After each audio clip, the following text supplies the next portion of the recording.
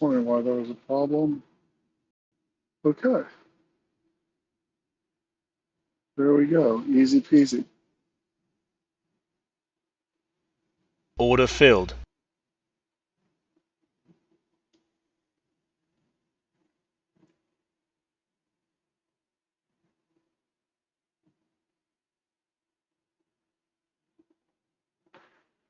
Okay, good deal. Okay, let me let this last person in.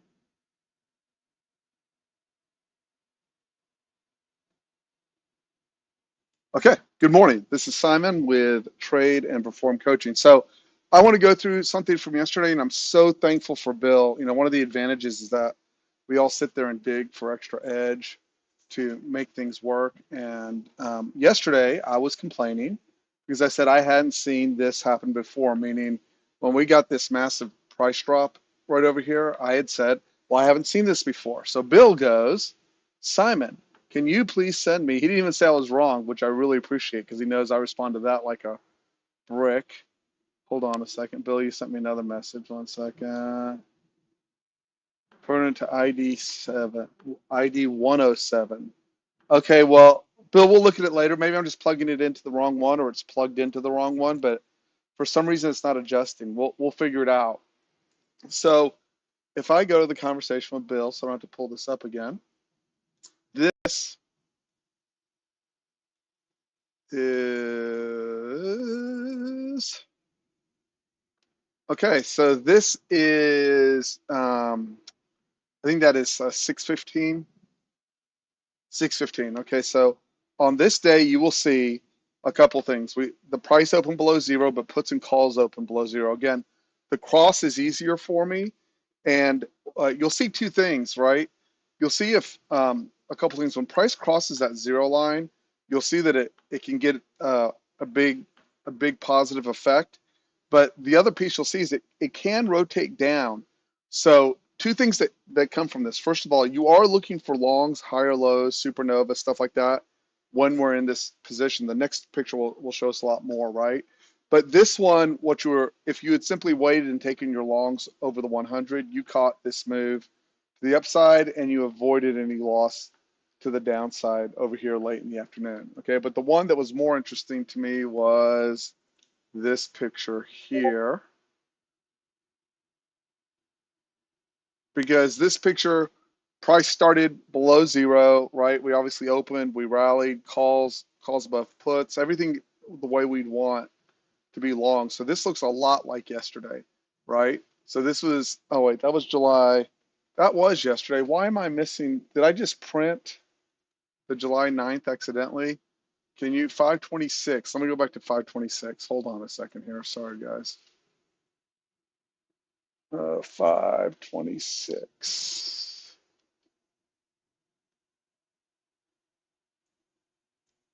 Five is March, April, May 26th. Okay, there we go. So you will see this is the zero line right here. So this is a little bit different. Both calls and puts were above the zero line, but clearly net volume was positive and it was calls above puts. But you will still see right in that 9 a.m. area, we had a significant roll to the downside. So look, if you started trading to the upside over, so again, if you look at this day, and I'll go show you in a second, but if you traded this day, right, you clearly got the upside move in that first hour of trading, right? But then it rolled over and it had a hard roll to the downside. So here's a good question. How would have we solved it, since I think by Friday, everyone has the trade plan down pretty good. We know how we want to trade, right? So we can go look at it. So if this is Friday and this is the trend up, what it look like? Well, let's just go jump over to 526. So I'll use a 6 tick and I'll go chart settings. That's less than 100 days. So data limiting 100, and then we'll pop it back. So let it load. I guess I should have loaded it beforehand, but I didn't even think about it.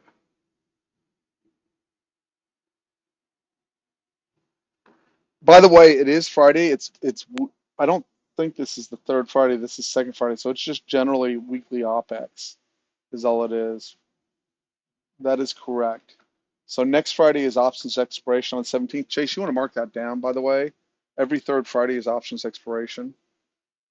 We'll talk about it more, but you want to know that next Friday is different than other days.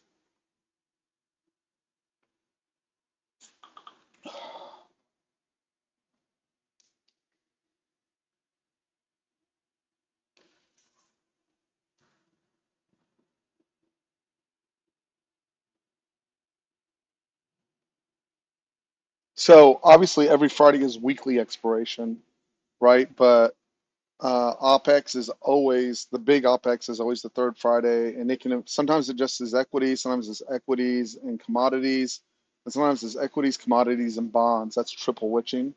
Triple witching's the big one, and that does not occur every month. But all of those Fridays can be a little interesting. Okay, so I want to go to 5/26. That's March, April, May 26.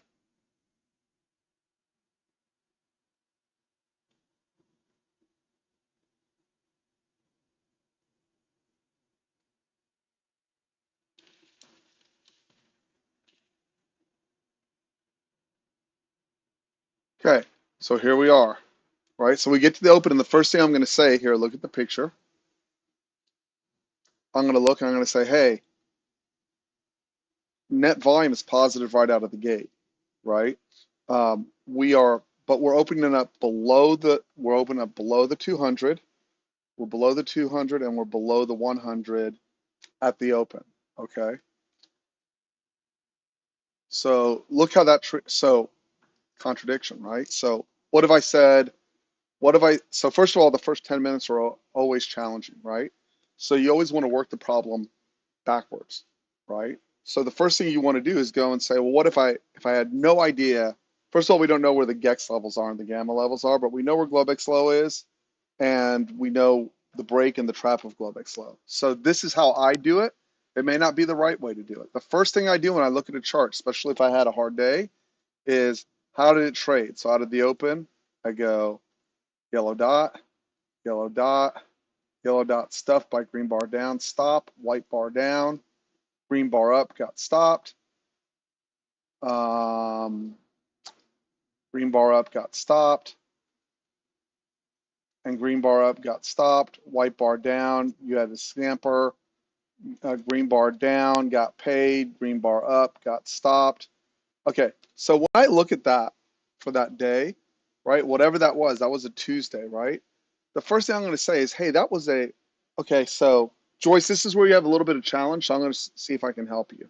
Okay. If I made, so now look at the rule that we have, right? Green bar up above the 200 is long, right? Or any of our algos, and green bar down or white bar down on the turn is short. So now if you separate that, you could see if you traded this right out of the gate, you potentially had some good trades, especially if you used the third and fourth channel of the Keltner channel, right? But if you took everything, you had a pretty hard morning, right? So now let's break it down to our methodology, right? So I'm going to go with a 2-bar methodology and go, okay, I'm only going long, green bar above the 200. Now, everything was green over there to the left, right? But you'll notice one key difference, right? These are small nuances. Both the puts and the calls are both positive, and that tends to lead to balance. So I haven't talked a lot about that, but when they're both over the zero line, we tend to end up with balance. It's important that you know that. Even if you don't know what that term means, like Jace, that may not mean anything to you, just write it down. When they are both on the same side of the zero line, we tend to get balance. Number one. Okay. Number two, let's just execute as we would normally execute. Okay. So if we are looking, we're looking for bars down on the turn. So so now we do to different candidates, right? It's important. What you want to do is naturally go, well, I would know what to do, right? Like for me, I'd go, well, guys, it's clear. We would just go long here and here, and I can make an argument for going long here and here. First of all, this is a retest of Globex low. This is a trap underneath Globex low, et cetera, okay? The second thing I'm going to point out, this is a slow day right here. Do you see that? See all those bars? There's barely any bars. There's barely any bars between 8:30 and 11 a.m. This is usually if you look at where I would normally, this 1030 is where I'm kicking it out, right? And if you look at the chart from this perspective, there's barely anything here for us, right? Basically from the open, right? You had, in order to align with our over and under concept, you had to take the 2 bars up on the turn and the white bar down right here, right in the middle. And that would have been, for me, a hard trade to take, considering how positive the net volume was and how positive the calls were, right? So now you got to look at it from the other perspective. There's 2 objectives every single day. First objective is not to lose any money so you don't have to make it up the next day, right? Like that's the first thing we want to do. It doesn't help you if you have up $2,000 days, if you have down $2,000 days, right? So when I look at it from this perspective, first of all, I don't know where the support and resistance are, right? I can get a concept of where we were on time. See how lost this feels when you don't have all the information? So you got to go back and get it. Okay, now look at this chart. Now look at the chart, right? It was Sunday night. We're on a gap up from Sunday night, right? I want to say that again. We're on a gap up. We are on a gap up from Sunday night, and Monday was a holiday. You'll see that we had 11:59 come in. So the market was open for a few hours and then it closed down, right? So really what we're looking at, if we go back on this chart, is this was Friday's close down here, right? This is Friday's close. This was Friday's high. And then over Sunday night into Monday, we had a gap up and run. And now I'm just going to draw this so it doesn't mess up my chart over to the right. And this was Friday's high right here. And what I would have said in the room is it's not short. It's not short unless it gets below Friday's high. And Friday's high is probably going to act as an initial support because you're coming back to the point of the breakout for a retest, right? So now under that context, right? Now under that context, this was a half day Monday high, right? And you'll see we retested it, okay? And what I would have said is we are inside, right? If you look, we are inside the range. So I would have said we break down. So this is easy stuff that you can put down for yourself. We break out above here. If we can hold, the rule is half an hour above the high, breakout. Half an hour below the low, breakdown, and probably gap fill, okay? And what we were doing is we came off of a holiday, whatever this 25th, the Monday was, for whatever reason. I don't know what day it was, okay? Now look how it actually traded, okay? See how it came in, right? And I said in order to break down, so look, we had 3 key areas on your chart. We had Globex high for that session, right? Excuse me, Globex high for that session going into Monday evening, which was up here. Okay, we had to hold above that to go higher, right? And instead we just came up to this little base right here and rolled down.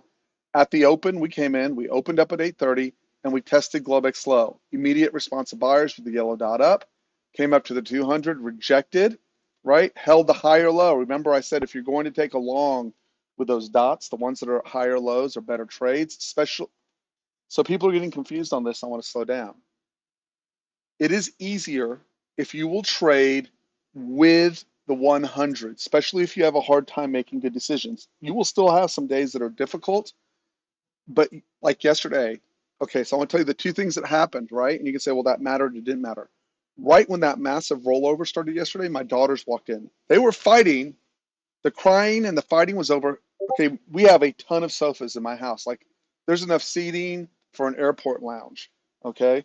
And they are fighting over one specific seat in this house. Never mind that there's an identical seat right across from it. That's what the fight is about. But what's more important is I got totally distracted, right? I got totally distracted and I lost my place. Now I'm ADD. The reason I get up so early in the morning is I spend all morning long getting into what do I want to do today and make sure that I don't deviate from that plan because it's very easy for me outside of the algos, obviously, to deviate from that. Once I lose that bookmark, I have to start the whole thing over again. And I couldn't. I got so pissed at my daughters. I didn't want to yell at them. I didn't want to lose money. I was just like, my day's over. It's off. Now, some people will say, well, that's dumb. Just reset. Some things you can't reset from, and I got really pissed. Okay, and my kids, I didn't want to yell at them. It took me a lot of energy just to get my emotions under control because I thought what they came in for was totally stupid. And my day was done. That's all there is to it, right?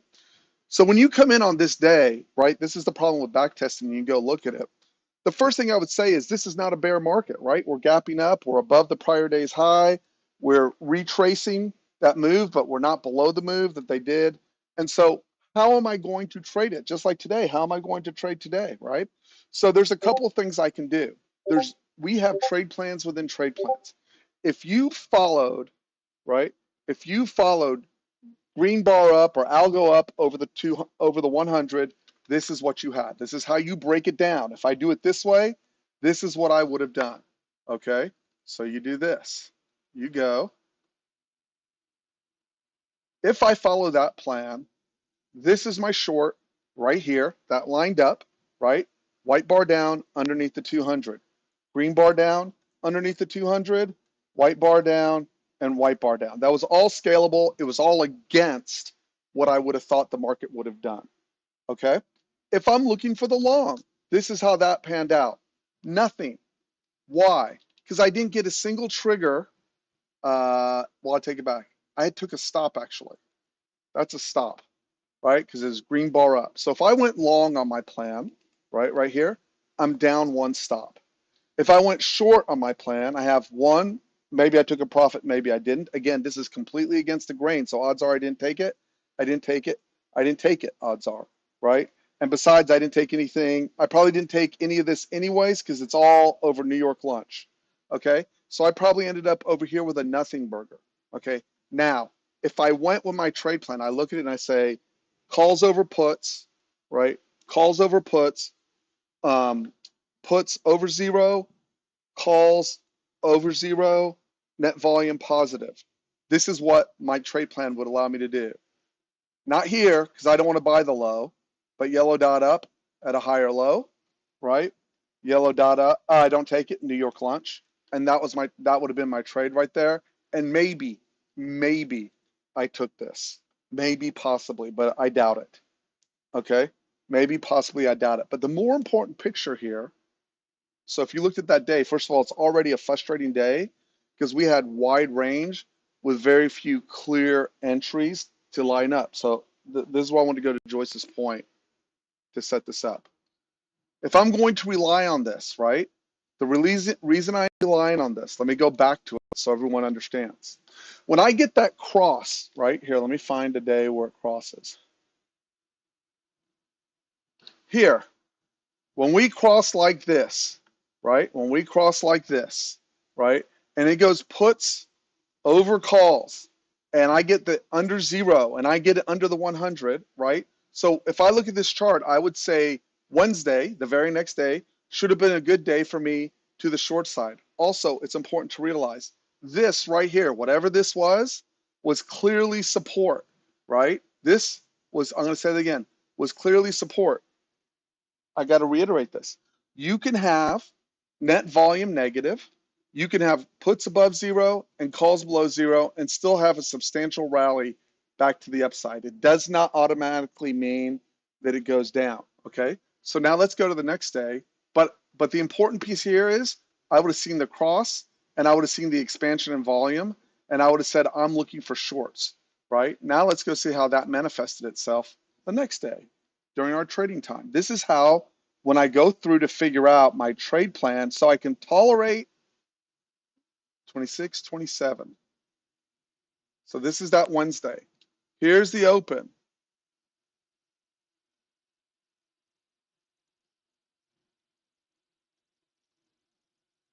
And almost immediately, I'm going to say, there's a cross to the downside almost immediately, like right here. If I short right there, right, and I say I'm a 12-point stop, again, and y'all know I kind of suck taking these trades in the first minute, but let's say the cross was whatever, right here, okay? This yielded me only 18 points. Okay, I want to show something very, very important. See the top of that rotation right there? I'm going to draw a line across it.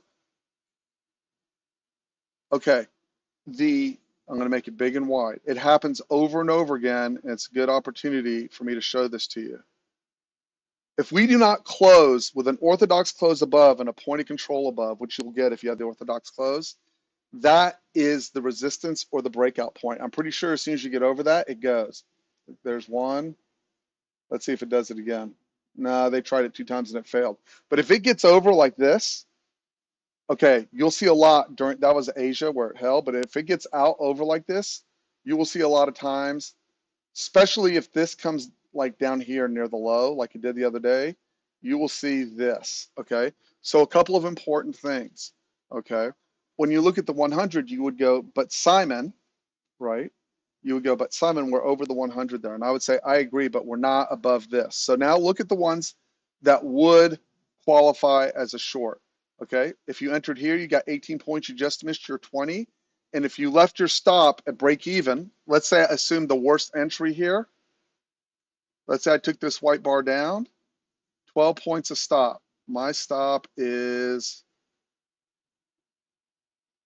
here. Okay, so the first thing I want to point out, from this entry, with my stop 12 points away, the most I was able to get from my crummy entry was 23.75.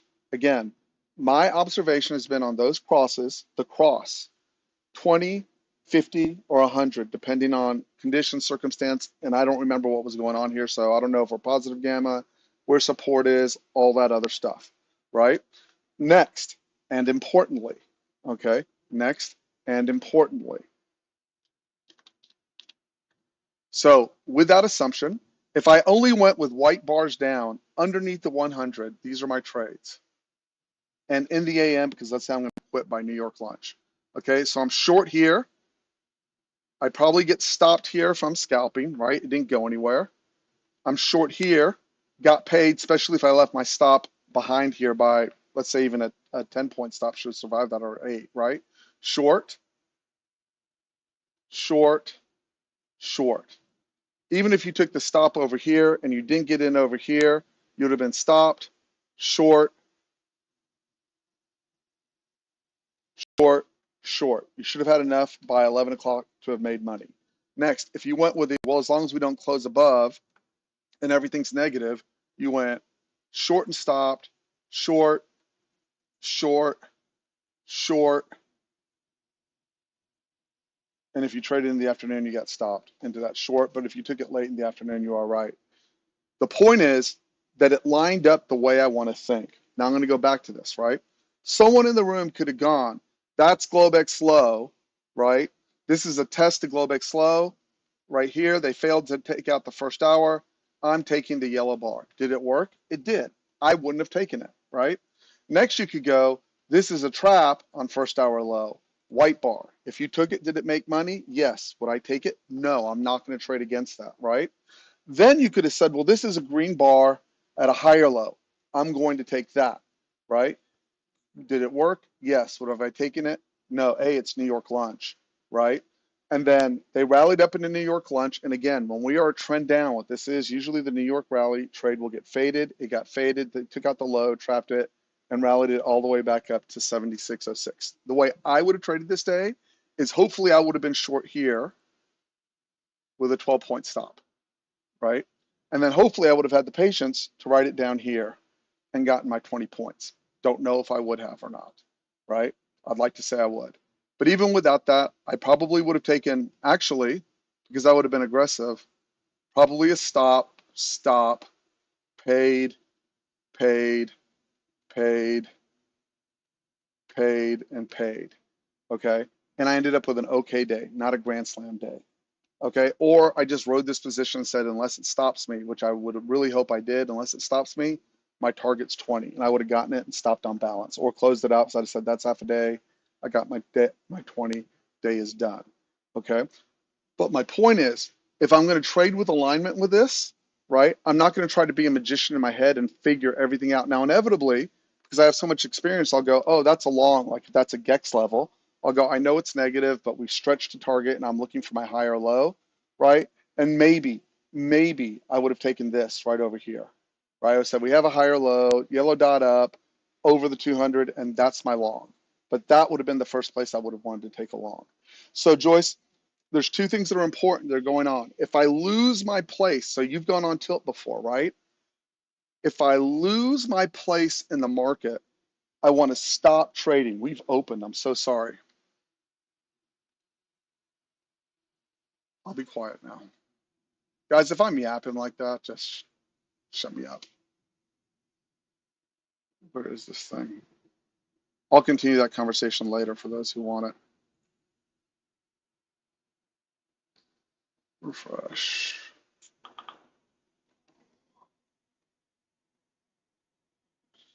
If I recognize that I'm not trading properly, get the heck out of Dodge. That's what I'm trying to say. If I'm not set, if I can't figure out what my strategy is, just stop, right? Calls over puts, clearly, no cross. We opened up, zero has gone below, the puts have gone below the zero line, and I would expect dips to get bought in that condition. And let me get the charts over. And NQ down, but I would expect it to get bought. AI says that 75, 70, that 75, 76.49. I say I'm going to save these ES6. I'm obviously operating off the 710 chart, but I'm going to go back later and show how that interacts with the GEX level. Clearly, so watch. See, this is OPEX. See how it's expiring, right? See how NQ is going down and ES is going up, right? The first thing I suggest when that happens is you not trade unless you are willing to take losses randomly. When those two markets do not match up, right? Because inevitably what you're going to do is you're going to go, hey, look at ES, it's the high of the day, and look at NQ, it's at the low of the day. Well, NQ's got to come up, or you'll make the other assumption. You'll make the other assumption. ES has to come down. Either way, you're setting yourself up for failure. Don't do it. What AI said is for the first hour, they will probably try to pin it, but because it's not a third options expiration after the first hour, it can break away. And I set the exact conclusion that it came to. And it's very interesting. What I've been doing is putting that data both in Gemini and in Grok. And then I compare the two and I go, hey, your conclusion's different than Gemini's, and Gemini says it's different than yours. And then what they do is they reason it out. Meaning they go, oh, well, I see what Gemini was talking about, and this is what they're talking about after the pin, blah, blah, blah. And then that's how I got to that conclusion, right? But initially, right, it didn't make sense. So right now, right, it is clearly open drive lower on NQ. What I don't want to do is guess. This is where the 200 makes it super easy for me. I don't have to guess, right? See that? I don't have to guess if we're going to zero. I don't have to guess if we're going to V shape. It does not matter to me. It does not matter to me. We can go down 500 from here. I won't take a loss on the short. If I'm going to take a long, right, I already know. If I'm going to take a long, it will come at a higher low. I'm going to say that again.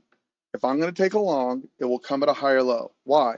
I'm in no mood. I guarantee you there's some poor schmuck right now out there who said, oh, ES is up, I'm buying NQ, because I've been that poor schmuck, right? And they just got rolled for 150 points, right? I have literally drawn down so hard. And the reason why all of us, for those of you who are new, are hesitant to trade in the first 10 minutes is exactly this. You make one mistake and one order gets placed wrong. You're not quite in the right place for your positioning. You make an error in size. You go on tilt right out of the gate, and it can be so painful, right? So this is telling me, first of all, you can see the net volume has dropped off dramatically after the open. Again, it's Friday. They're adjusting those ODTEs, okay? They are adjusting those ODTEs. Meta's ripping, and the semis are weak to start the day. We're in positive gamma, right? At least in ES we are. So dips will likely get absorbed and bought.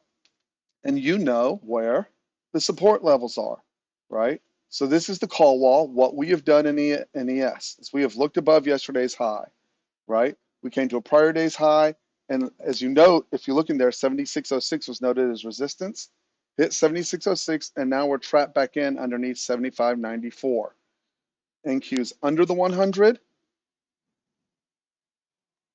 Oh, yeah. Sorry, Bill.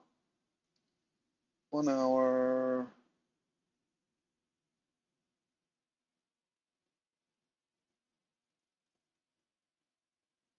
Bill, if I don't reset it after 30 minutes, remind me. This zero line moves every time based on the hour I put. So I suggest you check where the hourly zero line is, the daily zero line is, and not the hourly. They start calculating that zero line from wherever I set that chart. Okay. So right now that zero line is, wow, I can't even see that. 752.80, I think.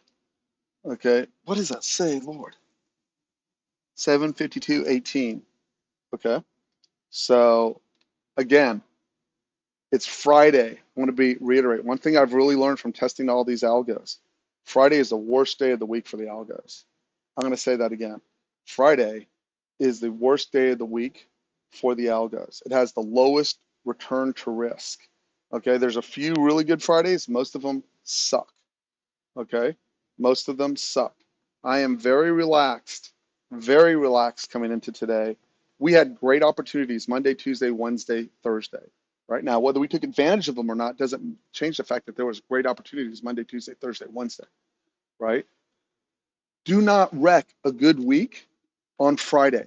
Don't do it. Know what you want to do or make it be so obvious as to what you want to accomplish that you just go, I don't care, right? You just say, I don't care. If it sets up, great. And if it doesn't, great. Give yourself permission to take the day off if you need to, right? Give yourself permission to take the day off. Now, I'm not shorting here, right? Look at net volume. Puts are below zero, calls are above zero, ES is above, NQ and ES do not match up, right?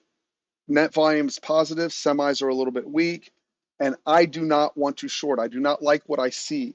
One thing that will happen as you gain more experience with this is you'll go, I know what this looks like. Per example, I know when those crosses come later in the day and they're clear, and especially the crosses, like you'll notice yesterday on that whole line down, one thing you take away from that is the cross on the calls and the puts never occurred on that whole rip to the downside, right?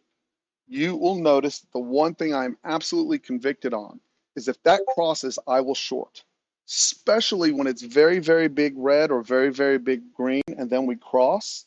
I will take that anywhere on the chart. I don't care how far we are off the low, how far we are off the high, and I'll take it repeatedly. Okay? Because I don't have any examples yet where it fails, where that big cross happens.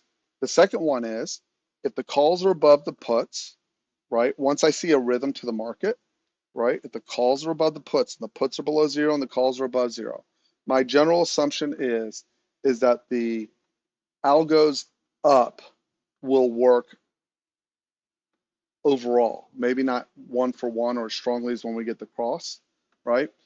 Third rule, which I don't talk a lot about, ES and NQ don't match up today. Not yet, they don't, right? ES and NQ do not match up today. Not yet, they don't. Okay. So my suggestion is you be very nice to yourself, right? And go, hey, I'll wait till it all lines up. Why? Because there's not a person in this room that doesn't feel sick when they take 2 or 3 fast stops on otherwise good trades. And so it's incumbent upon you to recognize quickly when the environment doesn't pay you. You will hear this again and again in those market wizard books. Get rid of everything except your best trade. Your marginal trades cost you emotional energy, physical energy, and brain power, right? The desire to make money exceeds the desire to find your best setups, and that's where that happens, right?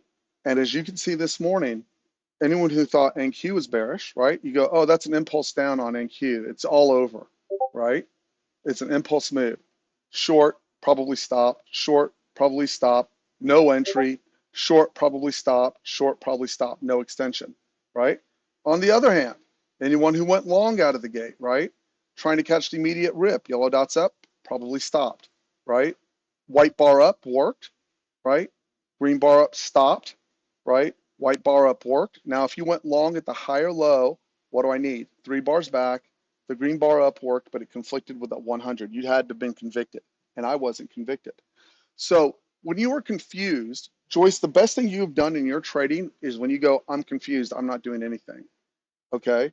Because you will get to the point where you're absolutely clear and you go, I know what I want. Now I know what I want. I want to cross after the open, right? I want the calls to cross the puts or the puts to cross the calls, and I want the calls, I want one above zero, one below zero. And if I'm short, I'd prefer for the price to be below zero. And if I'm long, I'd prefer for the price to be above zero, but not a must, okay? And I prefer If I can't figure that out in which way we're going, I prefer to get my trades over the 100. Okay, I prefer to get my long trades over the 100. And if I can't get any of that, I prefer to walk out with at least as much money as I walked in with. Okay, and until you accept that that is a right way to trade, you will constantly be flipping strategies, right? The last thing you have to prepare for is me. I'm Mr. ADD man, right? Out of the blue, I could just go, hey, I'm long right here, right? I'm long green bar up a square. Well, wait a minute, it's under the 100. We're not, blah, blah, blah. That's open drive lower. Why are you long there? I don't know. I just impulse moved into it, you know? I was looking for my signal. That was my signal. I took it. Okay. And then someone will have to go, well, why'd you do that? And I'll have to go back and reconstruct. I was like, well, my brain sees we went supernova, wave up. I'm looking for the first push back, green bar up, target, RTH high, first hour high, right? That is possible for me to do.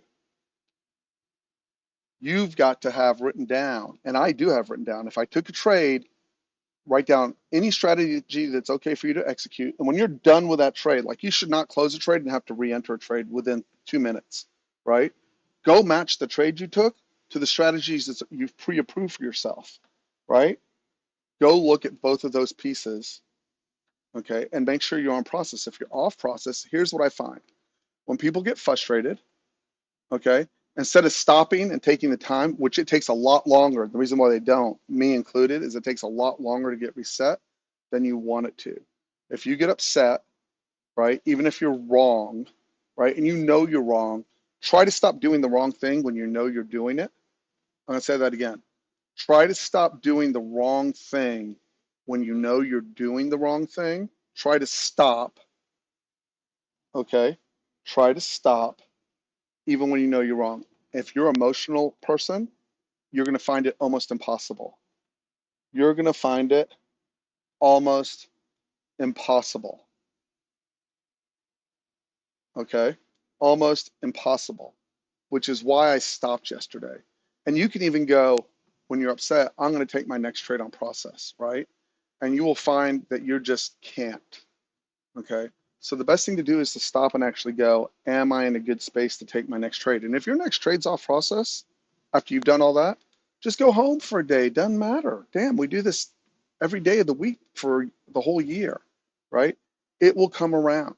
And again, even this morning, with as wackadoo as it was with ES up and NQ down, if you followed the rule, right?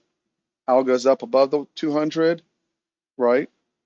Shorts below, you did okay, right? The next thing I would suggest is when that's most powerful. So the natural derivative of that, is if it matches on the 6 and the 8 and the 32 and the 24, they're all below the 200 or they're all above the 200, that's your first sign that the market's in sync. So when we started, the market wasn't in sync, right? When we started, the market wasn't in sync because NQ on the 24 and the 32 got below, right? Not in sync.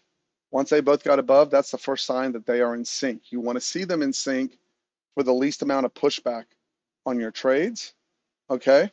The next thing you want to do is line up support and resistance areas, okay? So if you look at yesterday, this was yesterday's chart. I'm going to show you, okay? So if you look at yesterday's chart,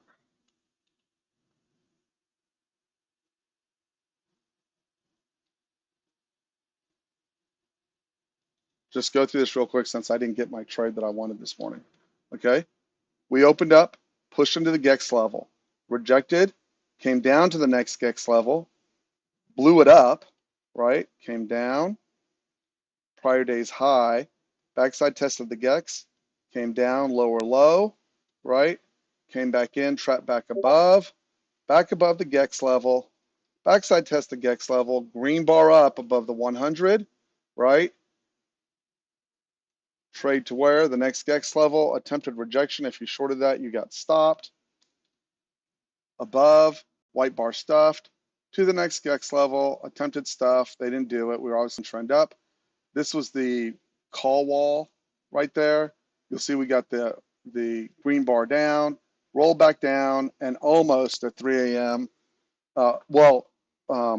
In Asia we came back, but if you look from Asia, they switched it. This was still the call wall.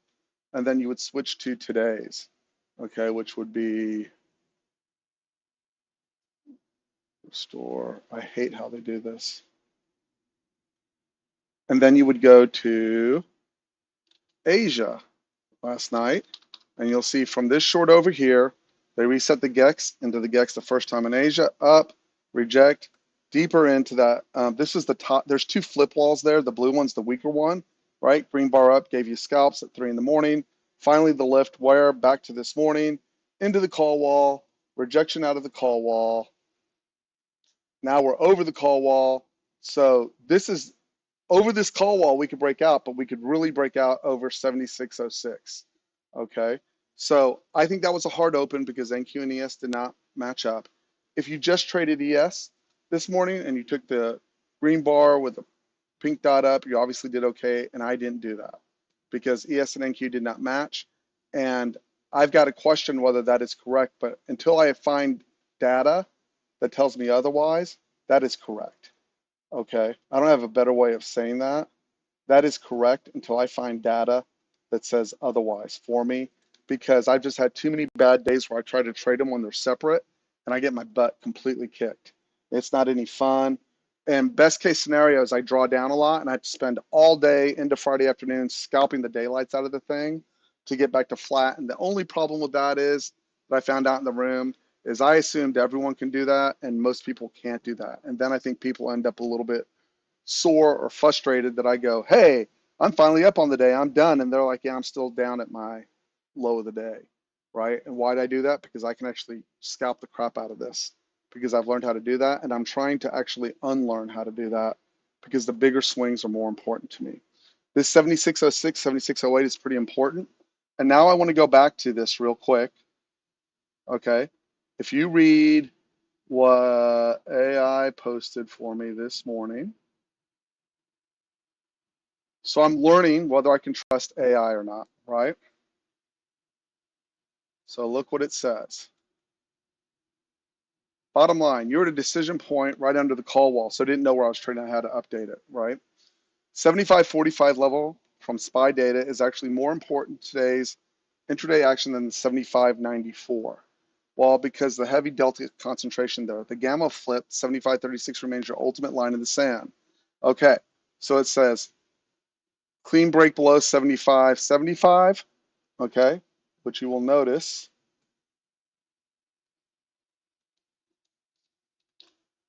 is down here, right? So it says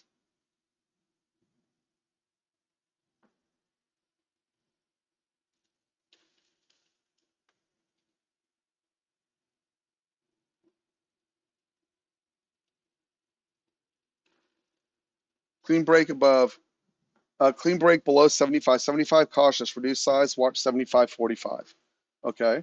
So otherwise bullish above, right, buy dips. Clean break above 75.94, that's right here, right? Size up on confirmation, okay? 75.85 to 95, neutral, small scalps only, right? So that they're saying in this area right here, which makes sense because you'd really think it would bounce between these two. And it's also saying there's something at 75.85. I didn't mark it because I didn't think it was significant. Okay.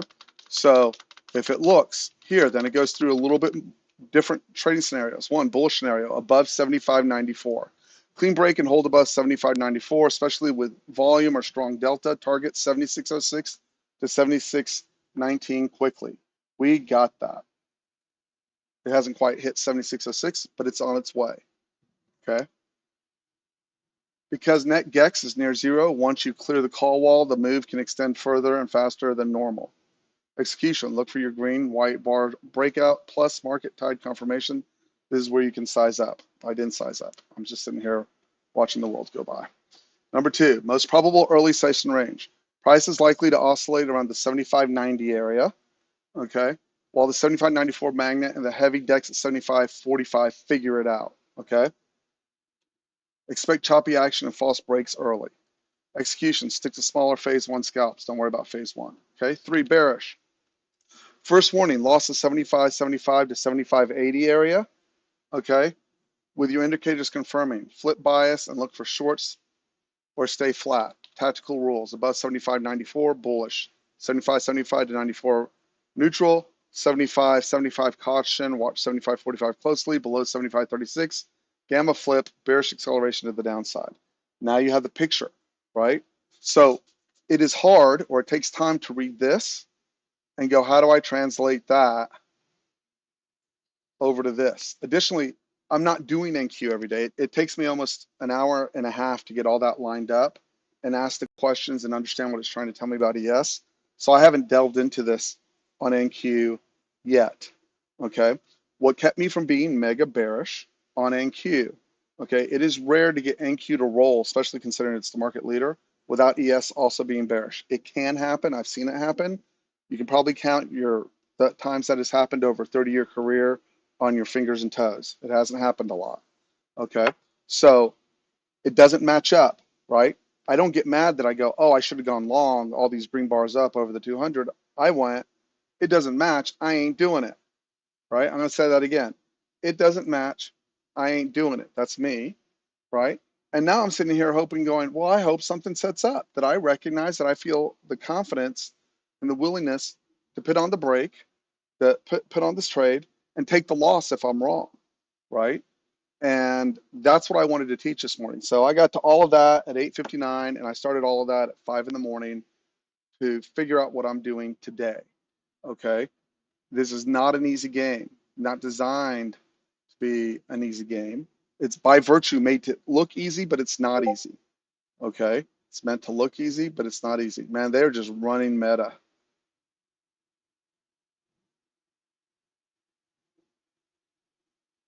They're just running meta. I don't know why, but they are. It's been up for multiple days. Anyone have any questions over that? Now's the time to ask, because I got nothing. I'm in nothing. I got nothing. We're about to get some kind of data that's not very important. And it's Friday. There's 9 a.m. and we'll see what's what and who's who in the zoo.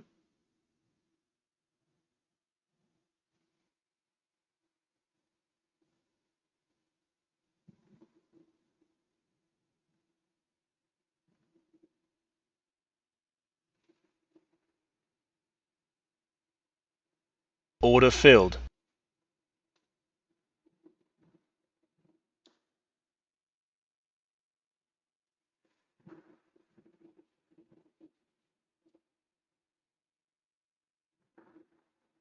Order filled.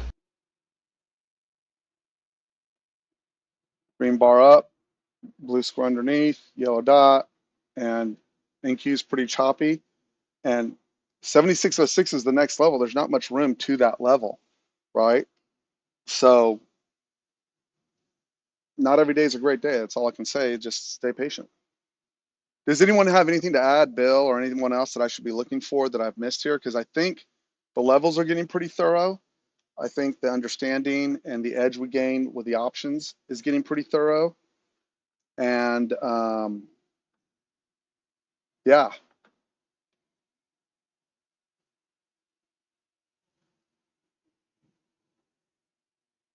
I think the most important thing is just be nice to yourself. The trades will come. You will get great trades. We will see these line up. We will learn how to trade it off the bottom too. But what I find people have the most difficulty is they don't get step one down, and they're trying to get step 1, 2, 3, 4, and 5, meaning strategy 1, 2, 3, 4, and 5, because they want it all. That's hard. Get strategy 1 down, right? And for me, strategy number 1 is aligning these pieces together to look for the trades.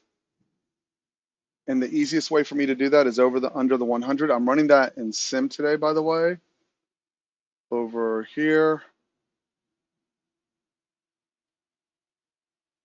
I don't know why it's not firing, but that's another story. No fire.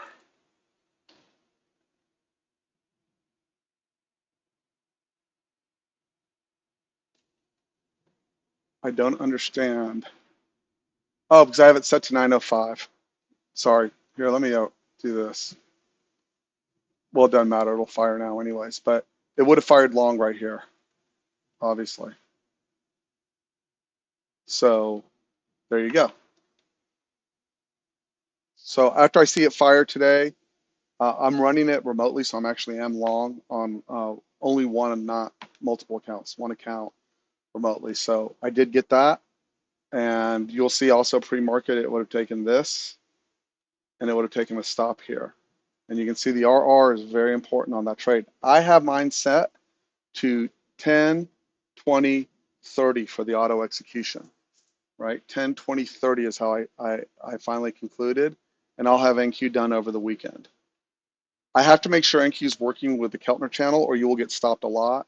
This is not tied to the, is it tied to the Keltner channel? Because that green bar stuff didn't fire. I'm missing something on the Keltner channel. I got to go figure it out. With Bill will help me this weekend. Maybe I'm just missing it or I goofed it. Either way. But I have this set to run in Sim here so I can just check on it. And I'm running it in real time on one account, small size. Okay. And then over the 200, if you're having trouble trusting it, right, this is what I did.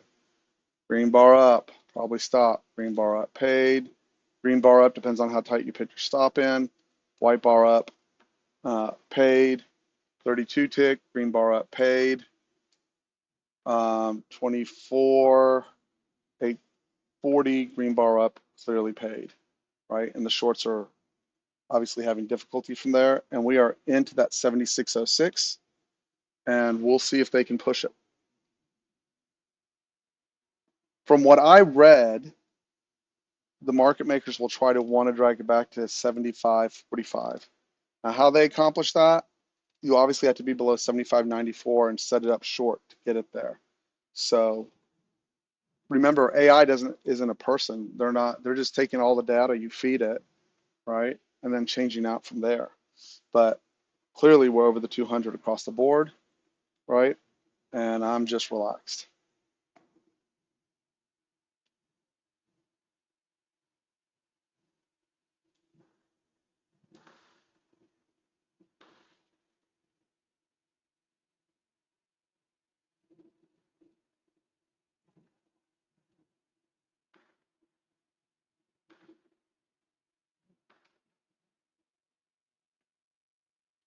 No questions, guys. Did I explain it clearly?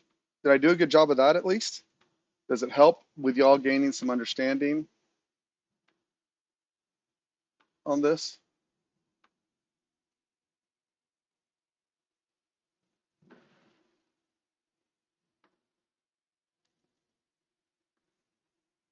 And the answer is some days it just all lines up and you go, boom, we're going higher, I'm taking it longer. Boom, we're going lower, I'm taking it short. And other days you just let it breathe.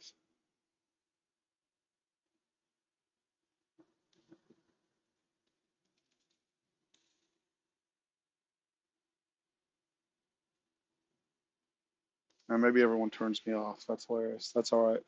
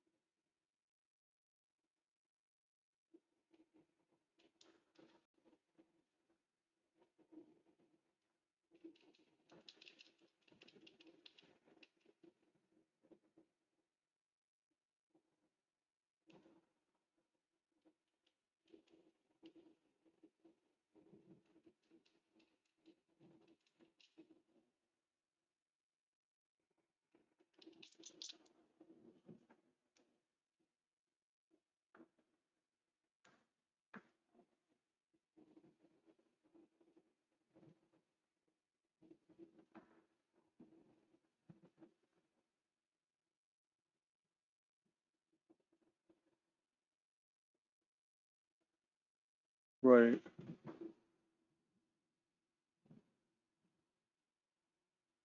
Stop for the trailing stop. I got hit.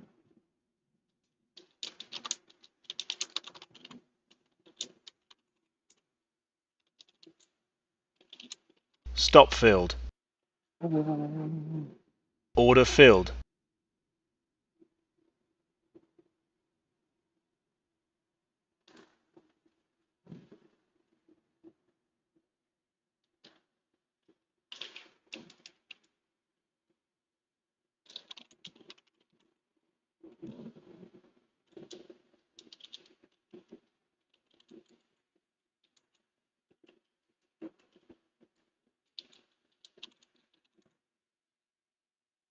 I'm trying to see where you got stopped. Did you take the trade? Can you send me a picture of where you sent the trade, your screen capture? But did you get long on this yellow dot up, Chase? Right here?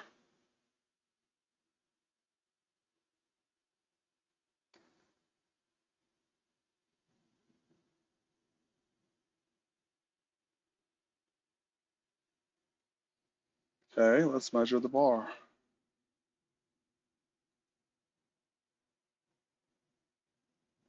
There's no way you should have gotten stopped on a 6 point stop. It only went 4 points against it. You're doing something. You're slow down and measure your stop. See that? There's no way if you entered at the top of that bar, right? Even if you chased it a bit, like let's say you entered over here at 94. So one of two things: if you chased it up higher than that, it never came back far enough. Something went wrong. The stop has to be below the low of that bar. So the other way you do is look at the size of the bar, subtract a point, and put the stop there, or use a 10 point stop. None of those bars are bigger than 6.5 points, I don't think, on that 6 tick. Does that make sense?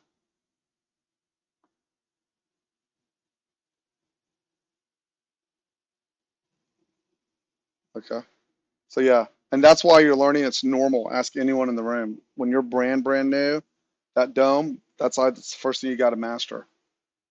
But don't worry about from where you got filled. It's 6 points from the high of the bar. So look at the high of the bar, measure it, okay, and then put it a point behind there. Most of those bars on ES hold on a 1 bar turn. Most of them do, except in massive volatility.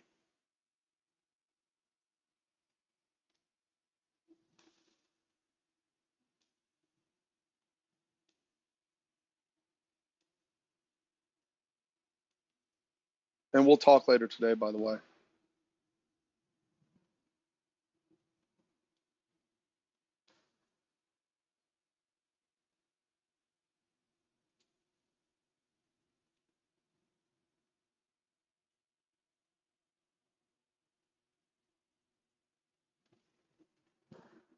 So you can see it's getting stuck at the 7606, right? See how they're absorbing it? We have upside pressure, right? We have buy pressure.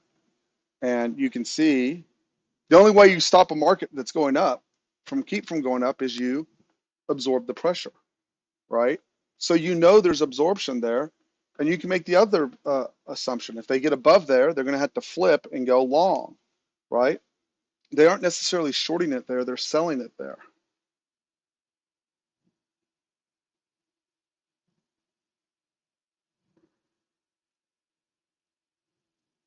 Now,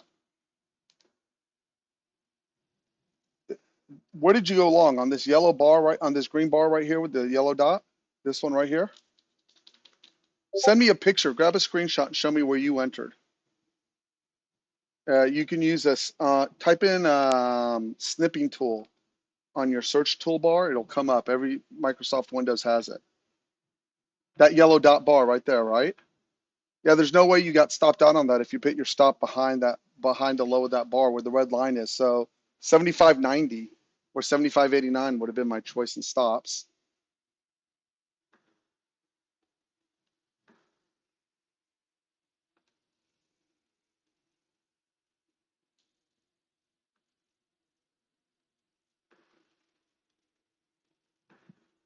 Yeah, you're putting in exits on that trade, not stops. And then you're targeting whatever logical area. In that case, if I'd gone long there, right, my risk is 6 points. I would have targeted 6 on 1, and then my next target would be up here into the 7606. It's a good trade, right? It's worth 10, and if it really runs, or you go, that's my home run, and I know we're going up today, but you don't have enough experience yet to do it.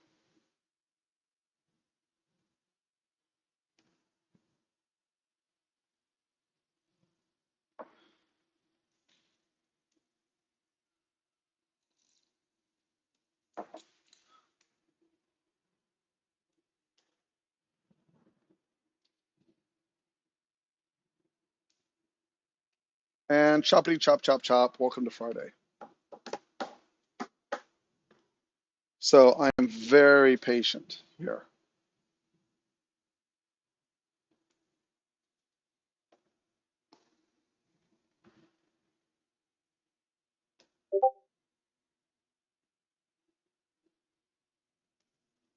But otherwise, great trade selection. I agree with it 100%. I wish I'd taken it, but I was over there watching NQ.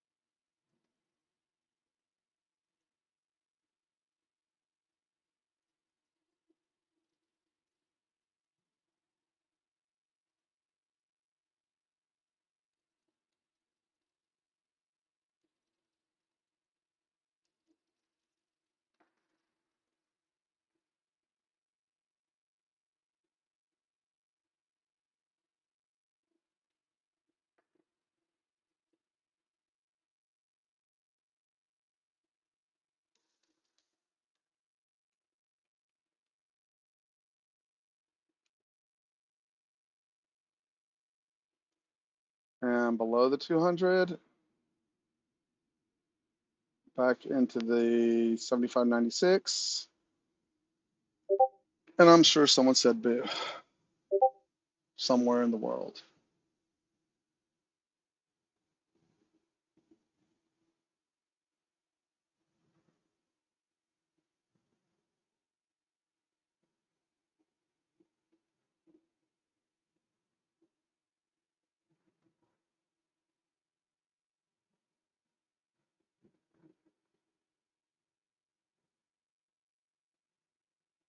And it's the normal blah, blah, blah. We're trying to do diplomacy BS we had last time.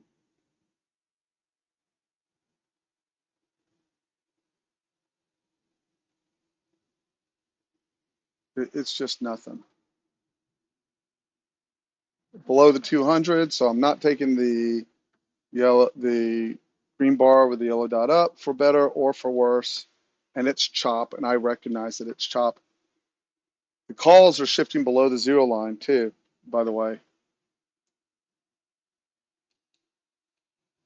That's interesting.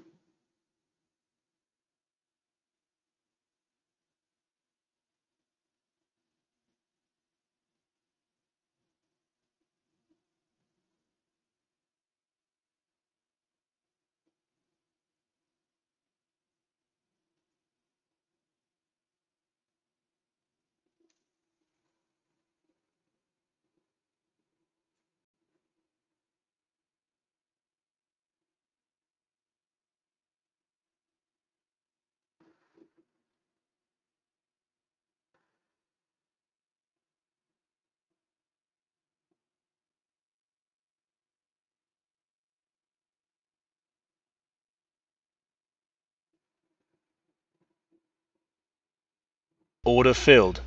Order filled.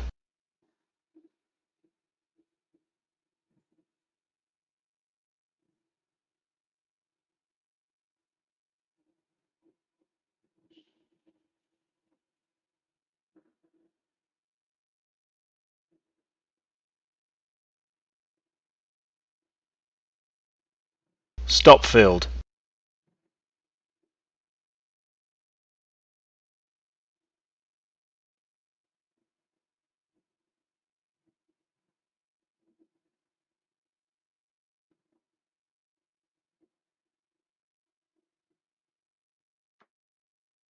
Say we go into balance of some sort.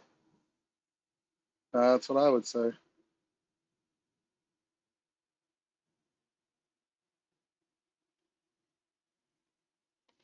Order filled. Order filled.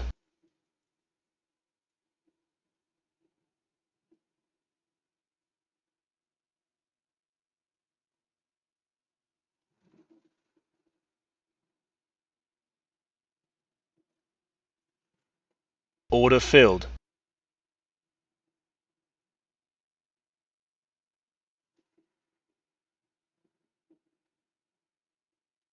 Order filled.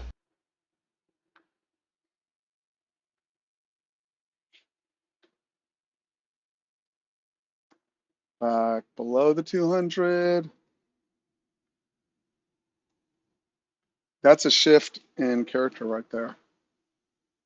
With the calls under zero, it's either balance, and again, if we cross, I will take ES short. Just heads up.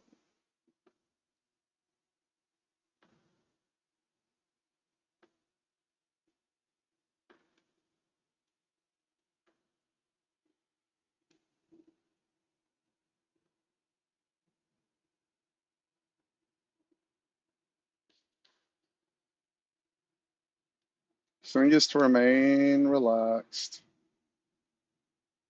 Stay relaxed.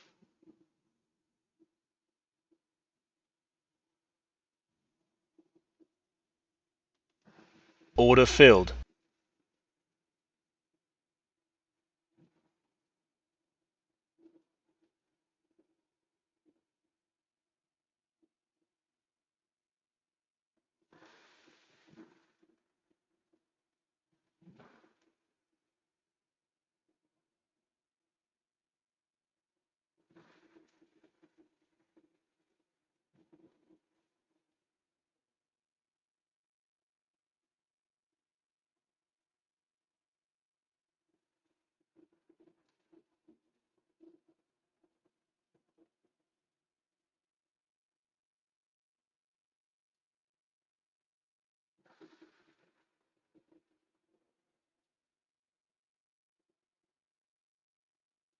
Order filled.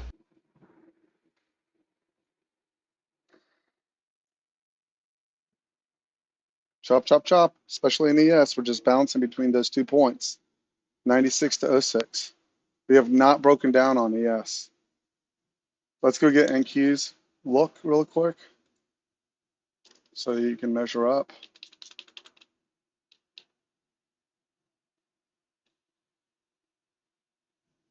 There's yesterday's low. There's yesterday's high. Here's Globex low. Here's first hour low. So remember, when we tend to trend down, we're below first hour low, Globex low, and also prior day's low. Those are the strongest, right? So these all become potential targets and trap points back lower, right? Just keep that in mind.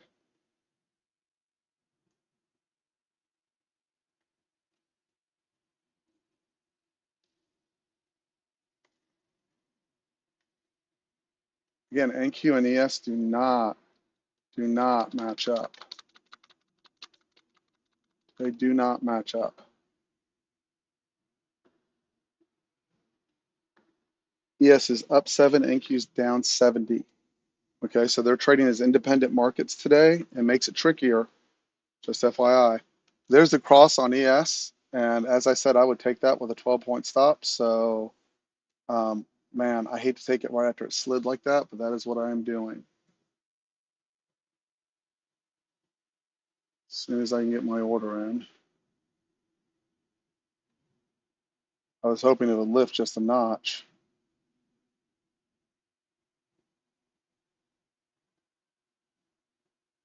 Let's see if we can get to lift a little bit.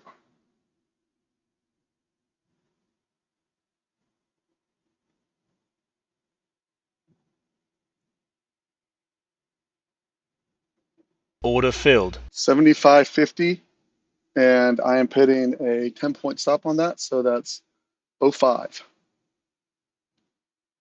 You might as well put it at the high, 06.25.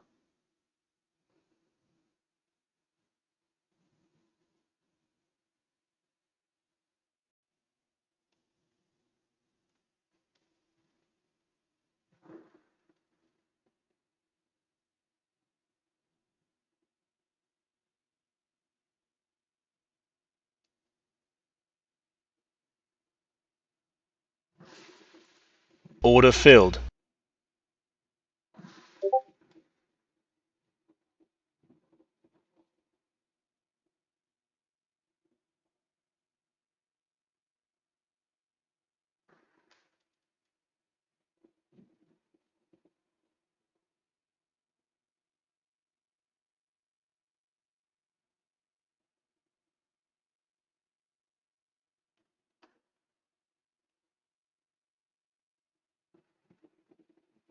Stop filled.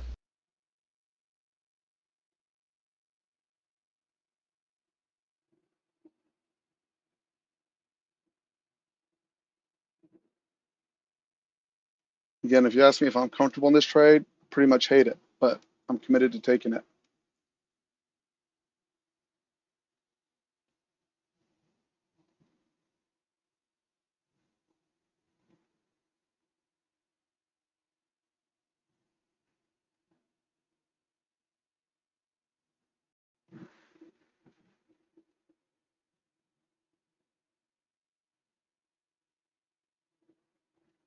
Order filled.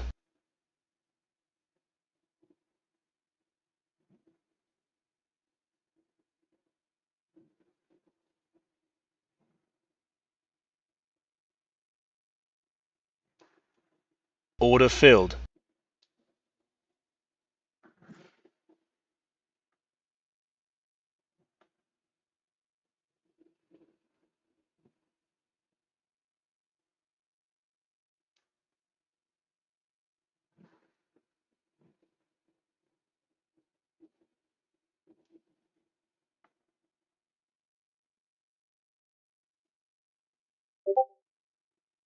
Order filled.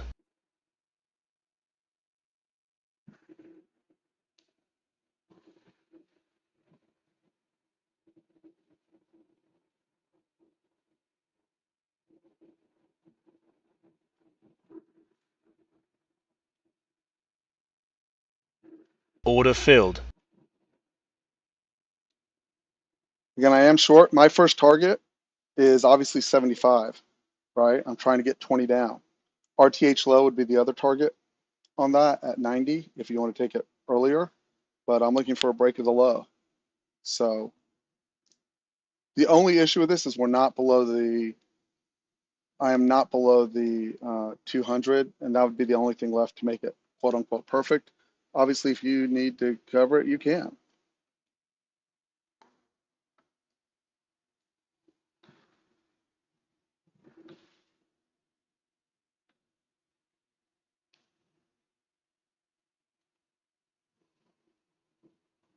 Or if you don't like it or whatever your flavor is, I'm good with it. I don't have a requirement there.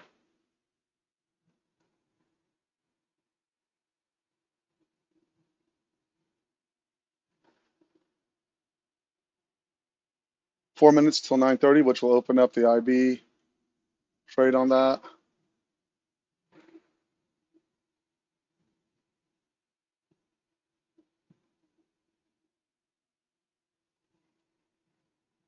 Stop filled.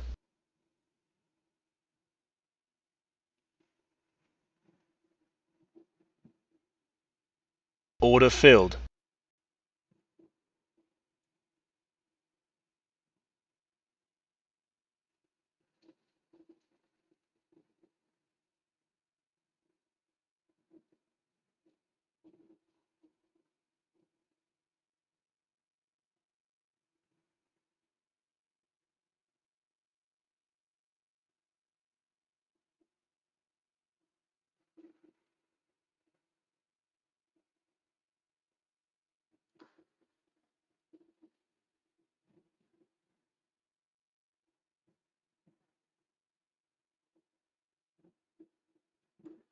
Order filled. Order filled.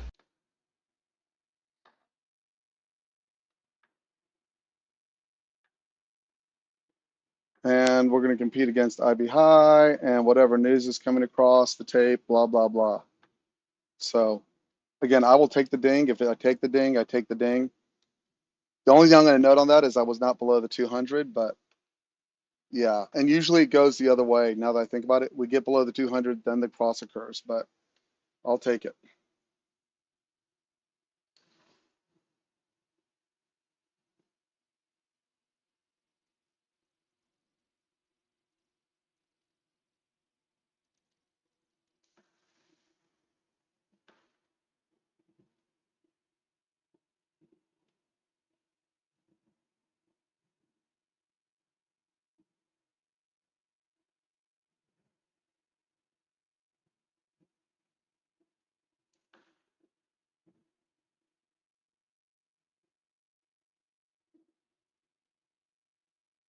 And Fridays suck, but we'll stay with it.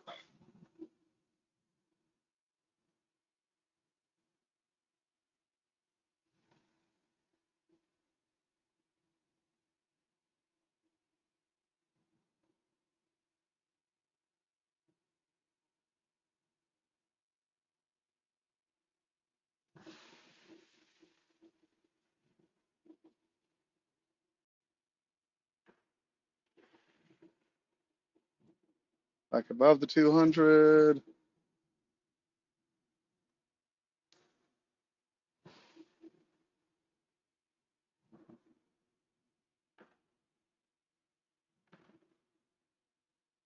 Now the calls over the puts, but both below zero.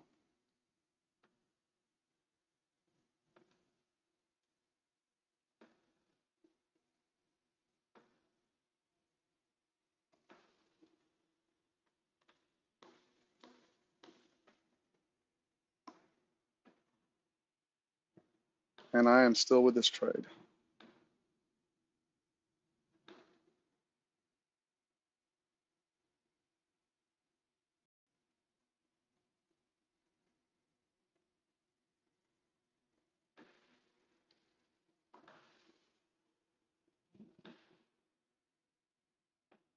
And 9:30. We have IB high and IB low set.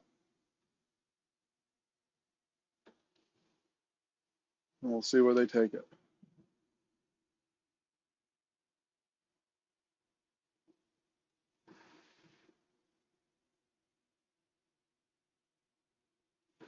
Order filled.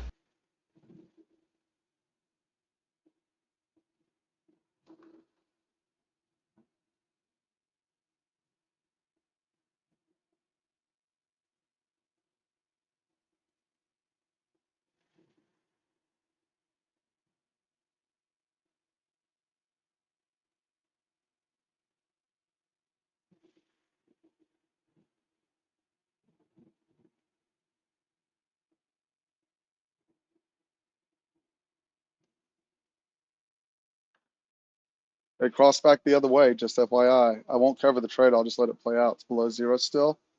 I may get stopped on it. It'd be the first one I get stopped on in a while. The only thing I'll note that was different is that I was below the, above the 200, and usually it goes the other way around.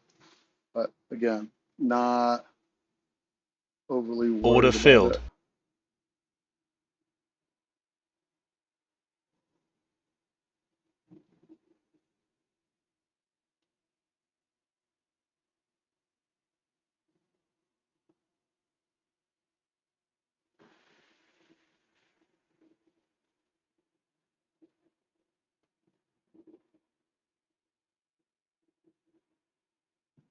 Order filled. Order filled. Stop filled.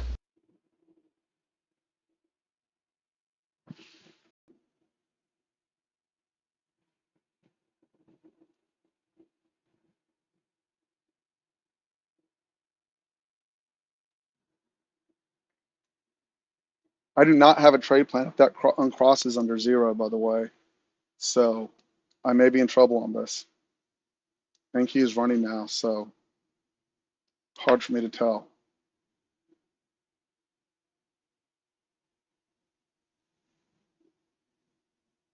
Wow. Whoa. Hello. Some news just hit. Flat. Flat. I don't know what's Order going on. filled. Flat.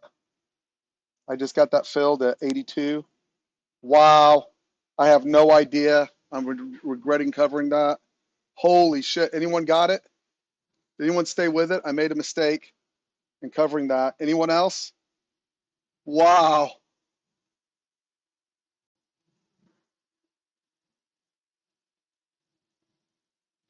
Yes.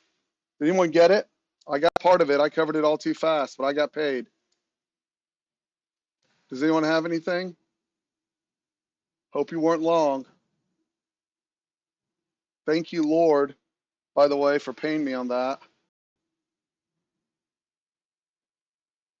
Anyone? Anyone? Bueller? Come on, someone had to go with me. Joyce? Bill? Okay, good. I'm trying to find out what's going on like an idiot. Trump, Iran has requested you. Trump has agreed to Iran talks, but the United States has stated to them in no uncertain terms that ceasefire is over. I would take your hands away from the market for like the next 10 minutes. Wow. I just thank you, President Trump, for the first time in a long time. Every dog has his day. Oh my gosh. That's hilarious. That's beautiful and hilarious. I can't believe that is what just happened.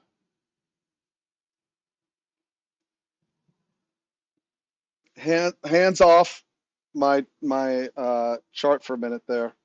I'm just going to wait a second and get reoriented. We're back above the 200. We went below 74, above 74, took out the first hour low. We took out the first hour low, trapped on it, and flew back the other way. Wow. Wow. Look at the intraday gap. Look at the intraday gap on that. Lord help you if you were long. You just got, so guys, you want to know the reason why I freak out like days like yesterday? Imagine having like 50 contracts there and getting gapped 29,220 to the first possible fill was 90. 30 points on the gap, and that's if they filled you. Cleaning house.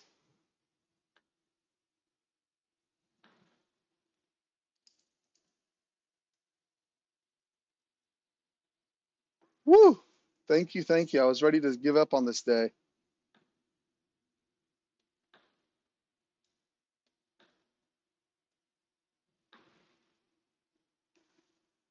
My hands are off for a good 10 minutes. I'll let it settle.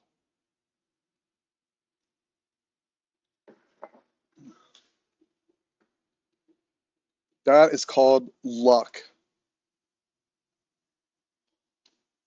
They'd have gone the other way on me on a ceasefire. If he said we're reinstituting the ceasefire, I'd have gotten nailed. And that's why I flatted into that, because I'm afraid of the U-turn when I get that. So for better or for worse, I'll take that. Wow. Just wow.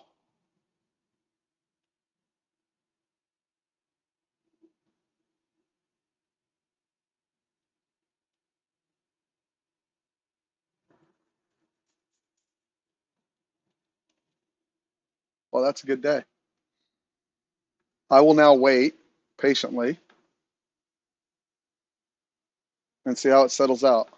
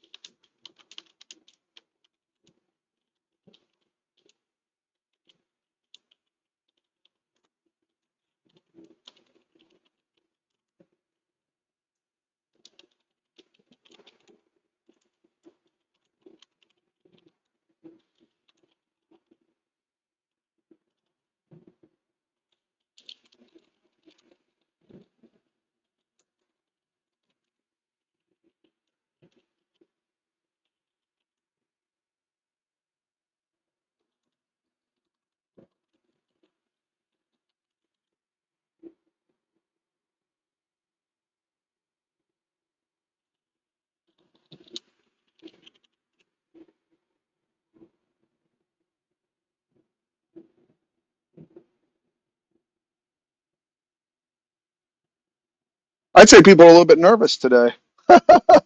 Somebody just got really just screwed in that, and it wasn't me, so I'm kind of happy about that.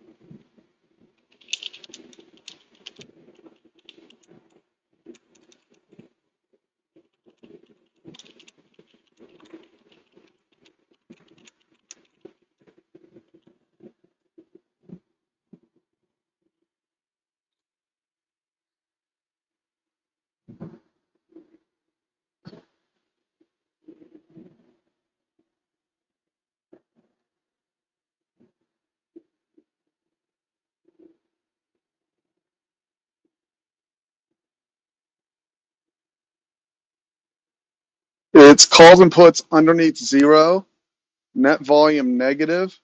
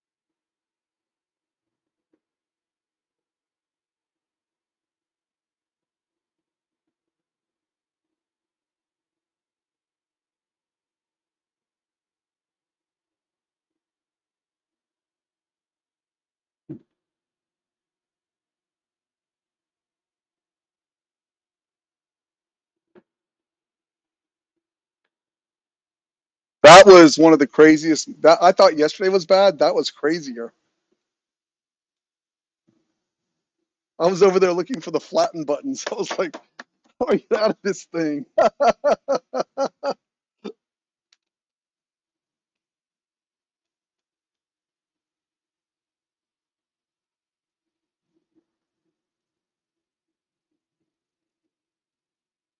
Nice job, Bill. Very well done.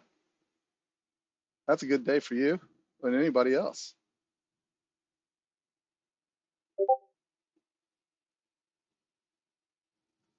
It was hard to stick with it after that. Hard to stick with it after the it uncrossed. I haven't thought about that very much. About what if it crosses and uncrosses. But that'll muddy the water. You got to treat that like a giant wave coming in. It's just everything's muddied now.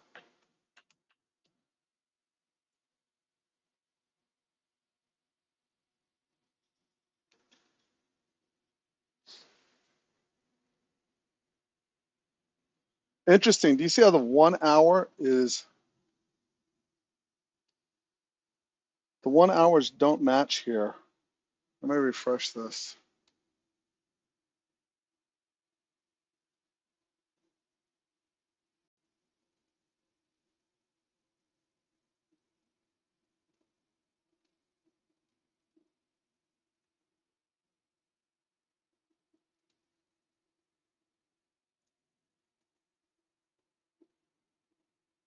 Okay, I don't know why mine wasn't updating, but it wasn't. Sorry. That's what it looks like. It crossed, then uncrossed. Oh, I see. Somehow I didn't update on that.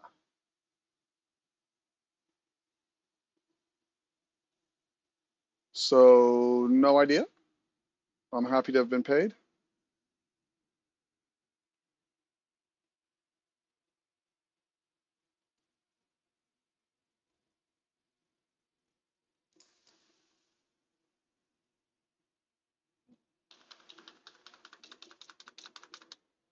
Man, usually President Trump nails me. Instead, he paid me. I'll take that as my bonus.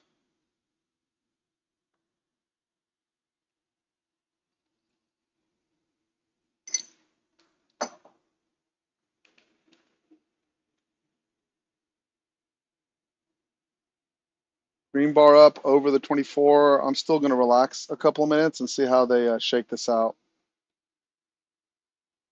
Wow. This is the part I'm not good at, is resetting. See, because if you look on the 6 tick, bar up with yellow dot, paid. Green bar up, paid. Green bar up on NQ, paid. That's an area I'm going to need to, I'm recording this, and I'll mentally work on getting better on that after that flip. Clearly, because that's where the money is. If it immediately gets back over that 200, then pulls back and gives the algos up, that's where the paid part is coming from.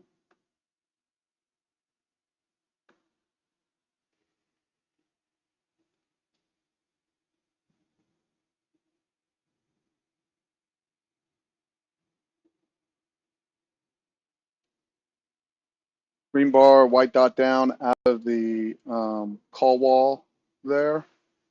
Again, the 200's way down there on that 6 tick. And then you got green bar up on the 20, and it was above its 200. That's interesting. It's hard to trust those really big bars for me. Peter does a good job with that.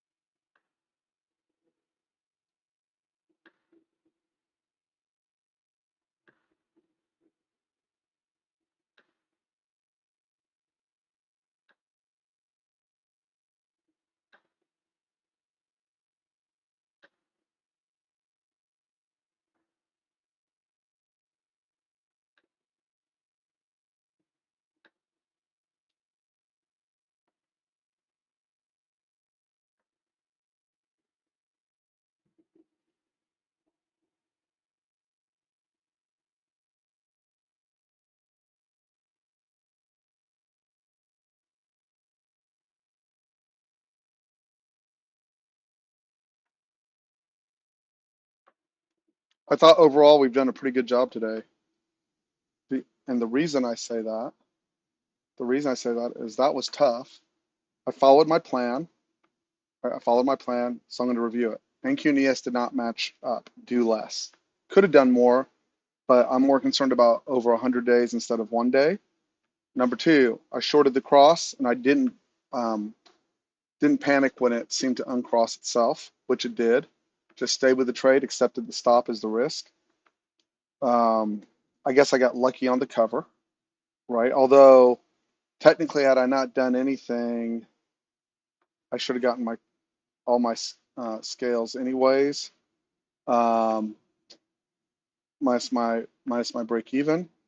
I recognized the over the 100, below the 100 concept and took note of that. And I need to ask myself, I need to go back and look as to whether I need to add that as an absolute requirement or as a lower size requirement. And then I did not get stuck on the idea that, oh, it has to be short, right? I think, and I took a rest after I took that initial trade, right? I don't want because my mind tends to race. I don't want to keep taking the trade, right? I can just go, okay, let's take a breather. So if you want to see the whole picture on NQ, here it is. There's first hour. We still have the first hour high low stat open despite that, right? So the other thing, oh no, we don't. We took out the first hour low, trapped, pulled back, white bar up, green bar up. Okay, I left that part out again. Can't do everything, so it's not a big part, not a big deal. And on ES, we took out the first hour low clearly, but we did not take out prior day's low. We went below prior day's high. Now we're above. That is 2 weird days in a row. Below, take out the opening print, took out the Globex low, below yesterday's high, but above yesterday's low. Yeah, that's just crazy.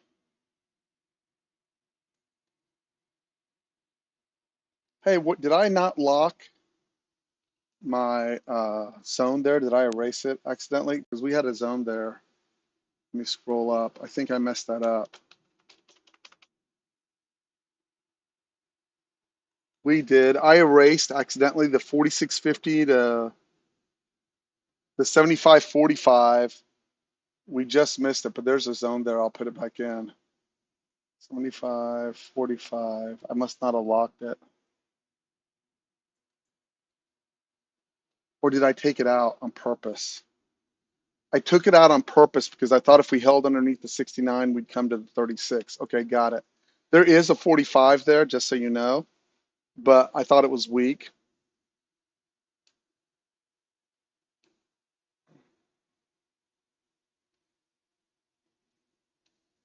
And now I'm on hold again.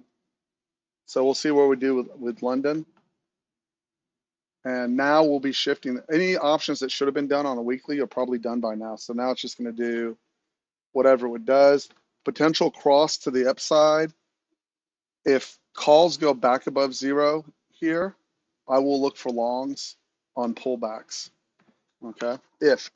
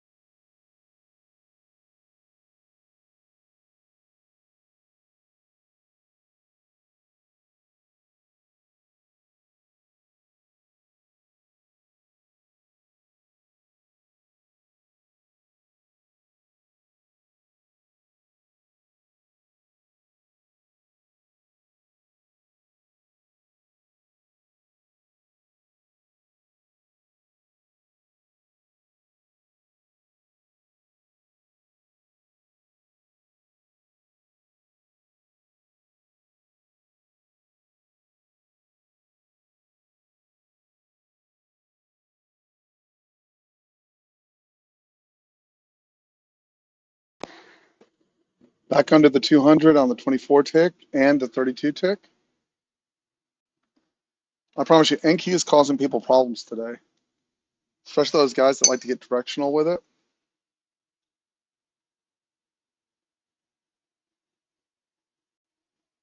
And I'm just sitting patiently. Now that I've got I know my Fridays are hard or not great numbers.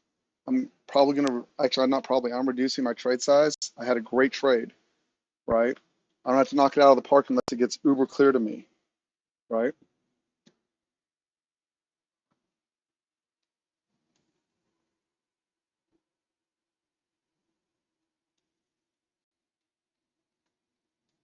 Approaching first hour low on NQ. It makes sense at this point if you're 20 points away from it, right? Why would you want to take an algo right in front? The algo may work, right? But you know that that's going to be act as a magnet. Well, we've already tested it, but I'm not sure, guys. Either way, we're below the 200, so I'm not taking it. But, and again, in order to take it, I needed to trade underneath, trade above, pull back, and algo up, right? So there's nothing for me to do there. There's no reason for me to take a stop there.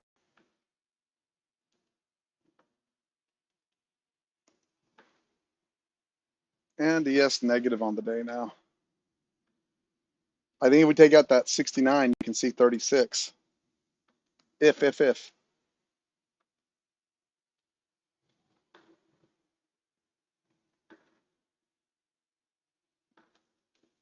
So the bottom of this list.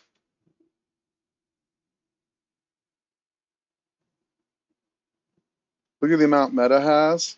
Is just out of this world. See what it did in that dip. No cross, but look, it dipped and it never, look at the divergence. Call straight up, price straight down. You could have just grabbed a beautiful counter rotation back up on that on Meta. I wasn't, I was too busy to take any calls or anything.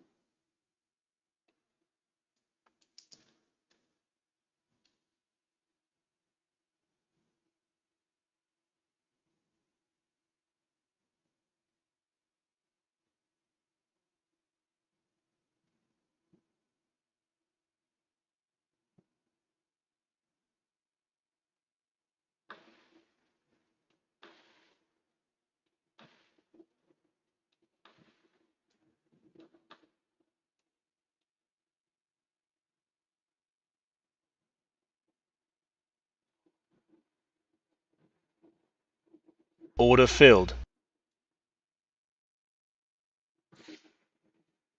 Order filled.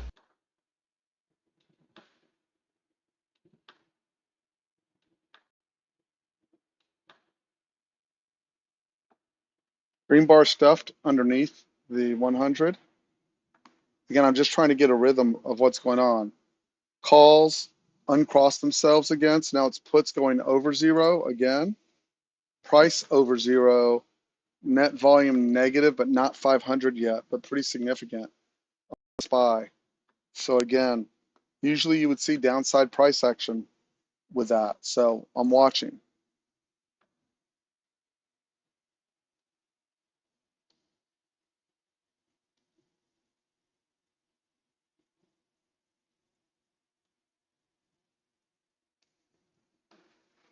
My observation in general is usually getting under the 200 first and then getting the cross is where the most powerful combinations come from. Because if you short, if you can get the short when you're under the 200, but they haven't crossed yet, and then they cross, you're already positioned, and you know that it's unlikely to get above the point, whatever that swing is from the cross, it's unlikely to get back above that.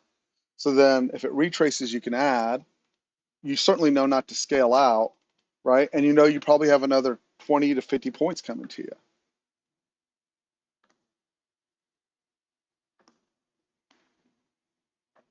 And you will have some algos fired in the next minute because you get those 10 a.m. algos. Not ours, but you know what I mean.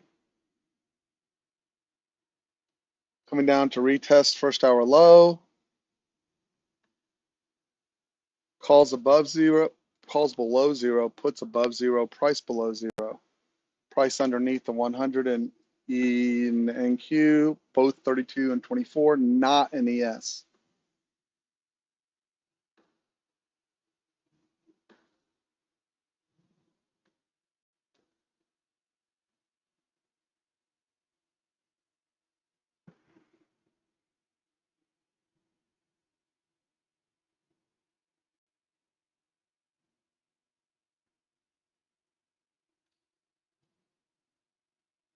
And by the way, there's a new low you want to mark off, which is this low down here.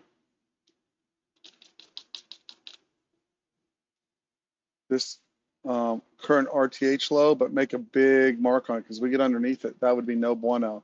That was driven by news. If we lose that and hold underneath, it would not be good, both ES and NQ.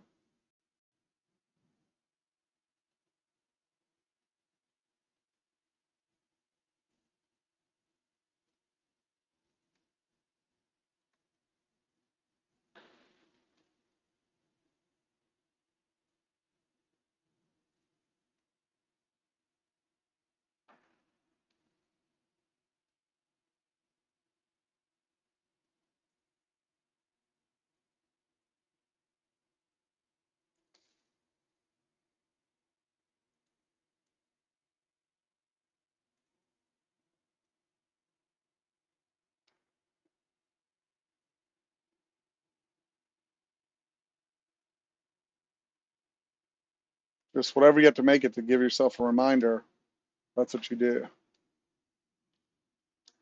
Wow, what a move back up. Like, that's just insane. And down, for that matter, man. Look at that thing. They took that thing from 02, they cleared it 50 points. That's why I made as much as I did. Got it.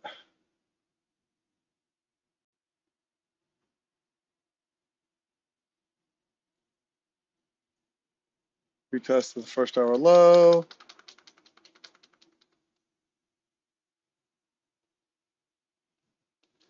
Chop, chop, chop. ES and NQ still do not match up in terms of their rotation or anything else.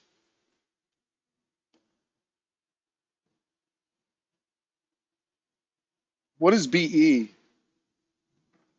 Let's find out.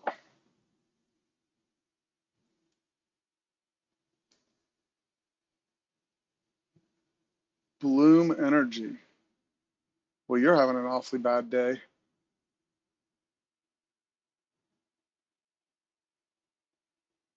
Look at the cross.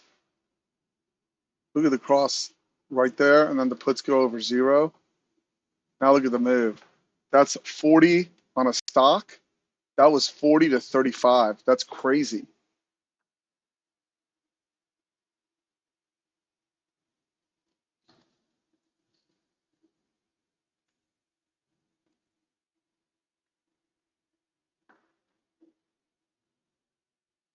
ES price sneaking below the 0 line again. And again, I noticed the biggest moves when everything sets up, that's below 0. You get the short setup, it's underneath the 200, the 100. That's where you get those big extensions, right? And I found pretty much on everything else, you can wait patiently. So I will still take the crosses, whether they're above or below, but I'll go do my research on them this weekend for sure. Stop filled.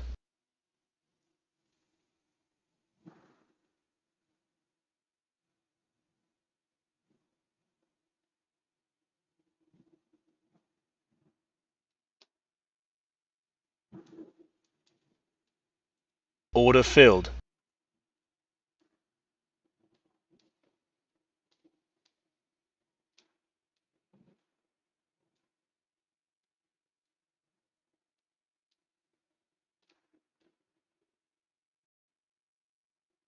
White bar down underneath the white bar down underneath the 200. Yes, starting to creep below again the 100.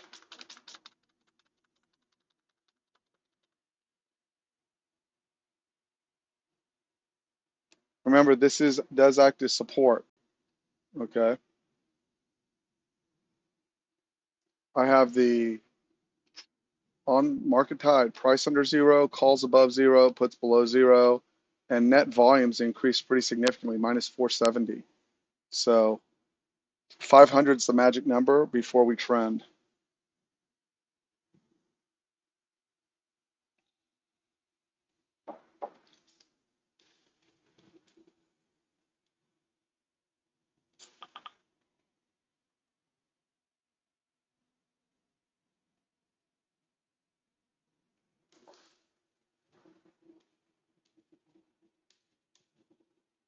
I'm looking, Bill.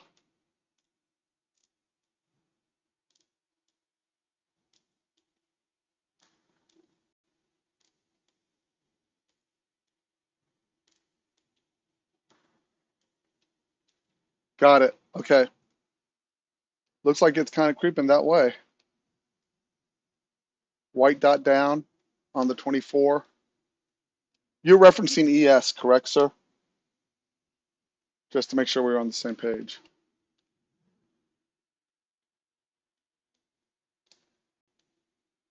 I'm now looking for my algos down on ES as long as they fire underneath at 100.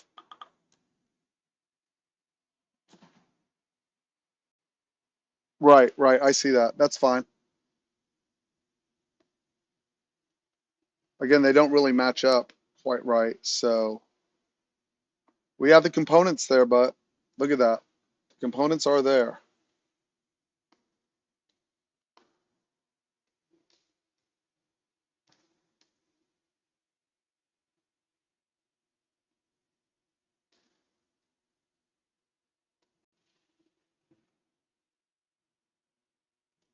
Order filled.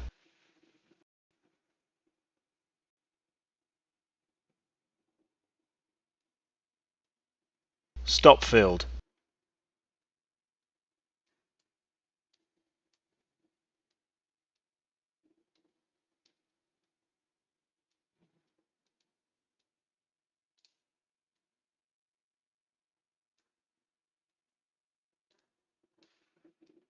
Order filled.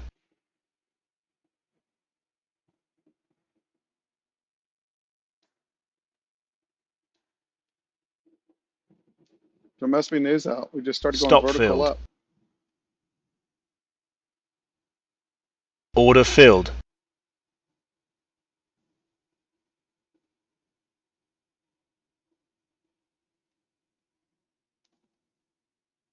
No idea.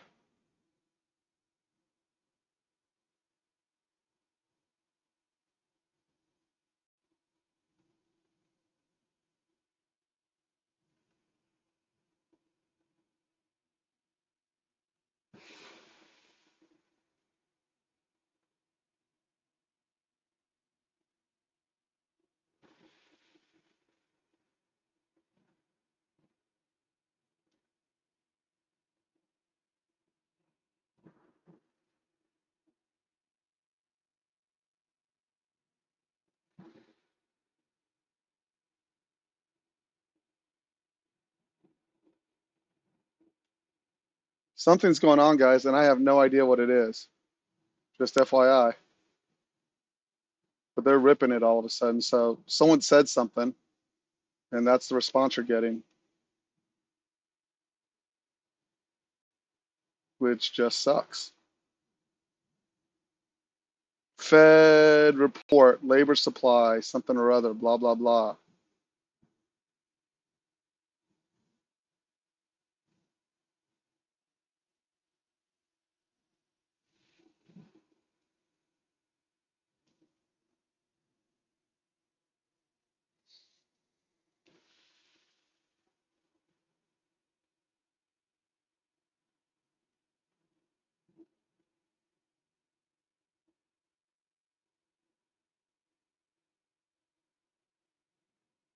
Stop filled.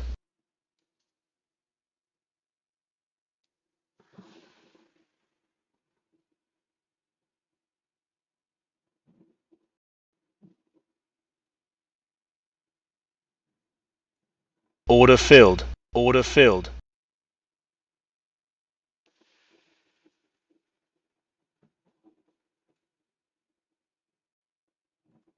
Someone's talking somewhere, and that's all right. Stop filled. I don't know who or what, but we just ripped 100 in a straight line, guys. So you got me.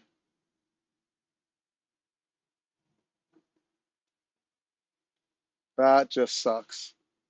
I've got absolutely nothing either. Order filled. Order filled.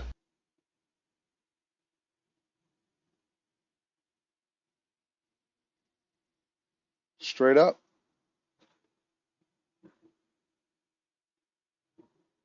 Can't even tell you what it is. All kinds of Fed reports are coming out, and I don't know why, but they're just flying out one after the other.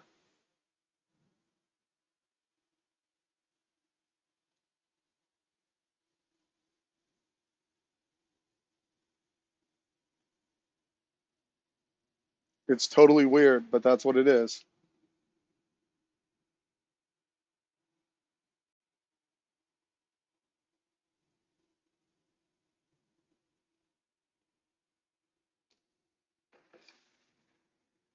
So it's Friday. So by whatever that means to them and that they want to run it, I'm totally fine with it, but it is weird.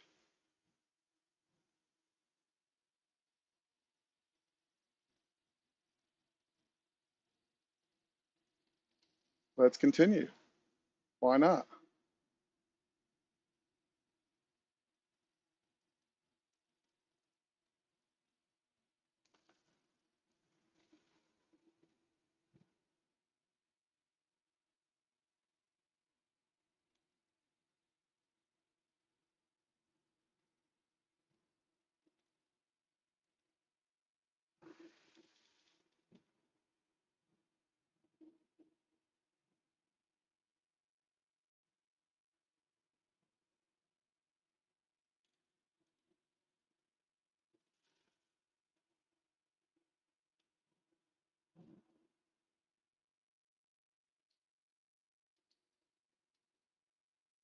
Back above the 100. So it looks like I'm going to probably wrap it up early today. We're just ping ponging and we're making weird moves, so, which I'm totally all right with, right? They don't owe me anything. I'm just saying, what's the point in messing with it when whatever's going on is going on, and they're obviously just jumping the futures on it on something that I think it seems kind of inconsequential, but they don't.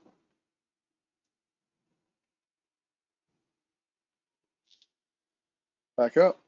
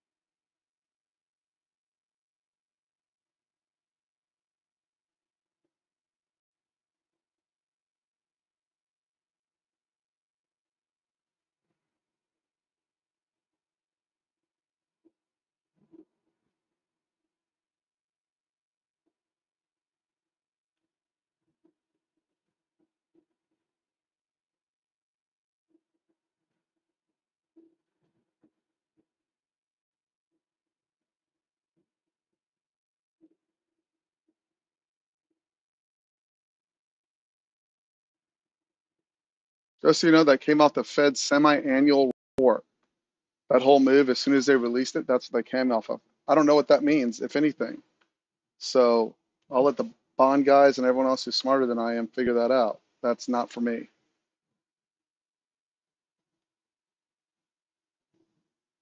But I do know I'm over the 100, so I'll wait again. And we're just ping ponging between those two resistance points. Like, look at it. They're just buyers now. Can you Stop filled. imagine? What the hell?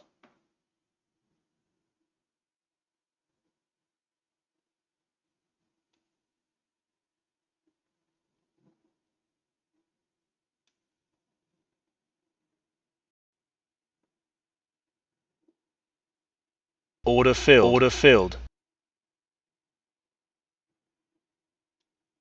Order filled. Unless someone else said something that I just am not aware of, it just turns into a total bid market. Stop filled. Just straight up. That's just crazy.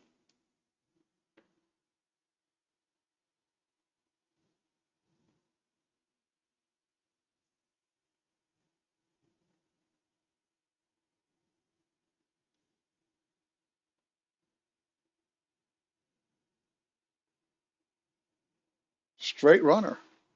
I got nothing.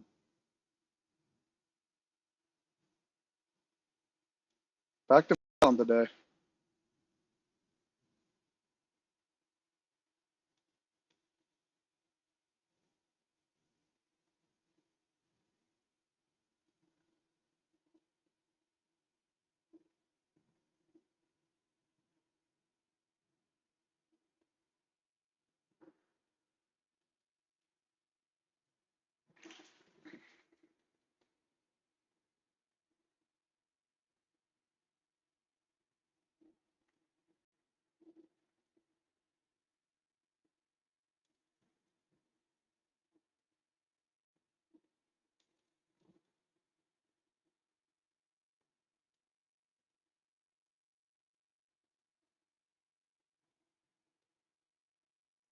Order filled. Order filled.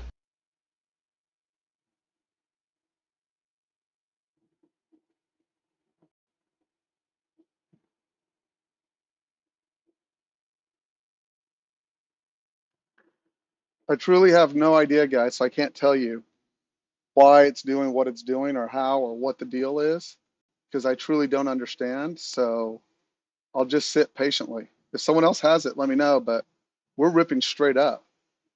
I don't know what just happened, and it doesn't even matter. I'm certainly not going to short it. We just rip huge.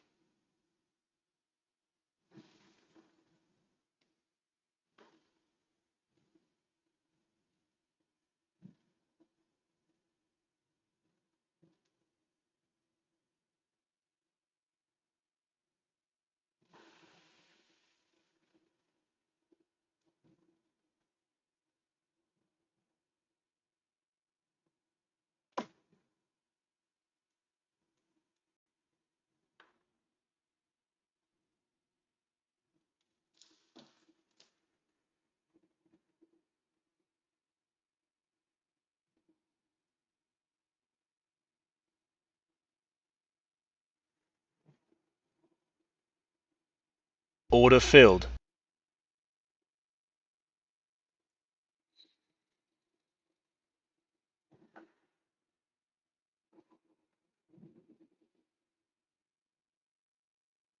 Certainly crazy.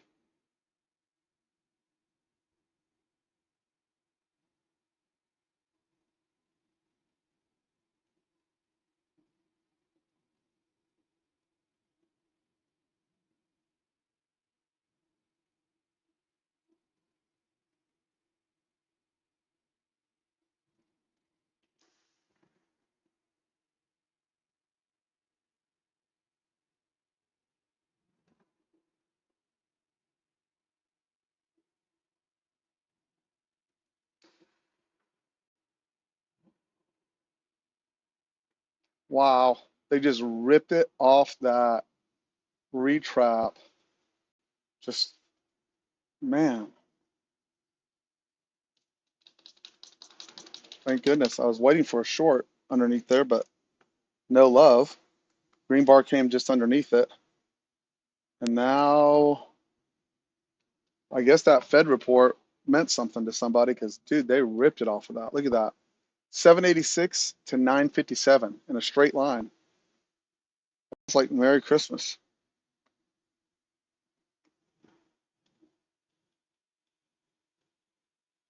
Order filled. Order filled. Order filled.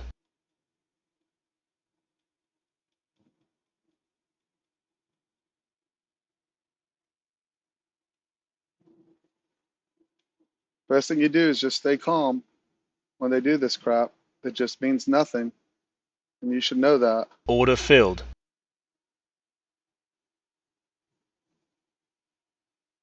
It just means nothing. I hate to say that, but it doesn't mean anything. Stop filled. I don't know who's talking or why they're running it like that. I don't see anything anywhere, and that's okay.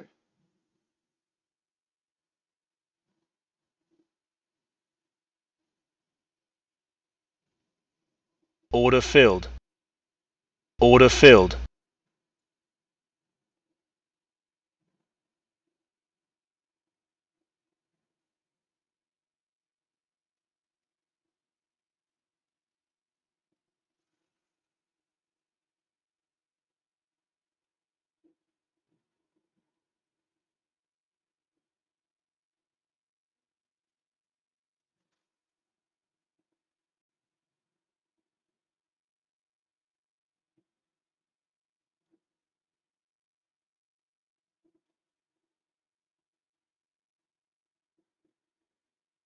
Order filled.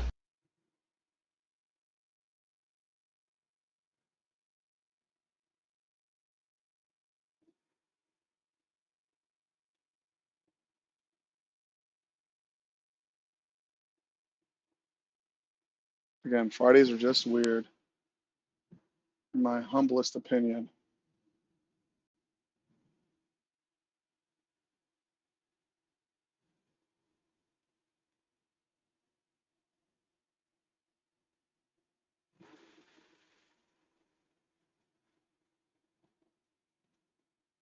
Puts getting sold, calls not getting bought.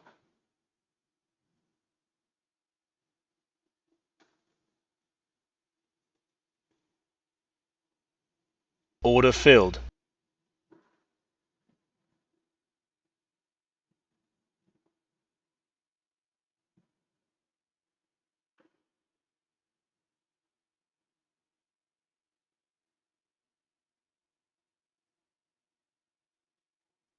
Order filled.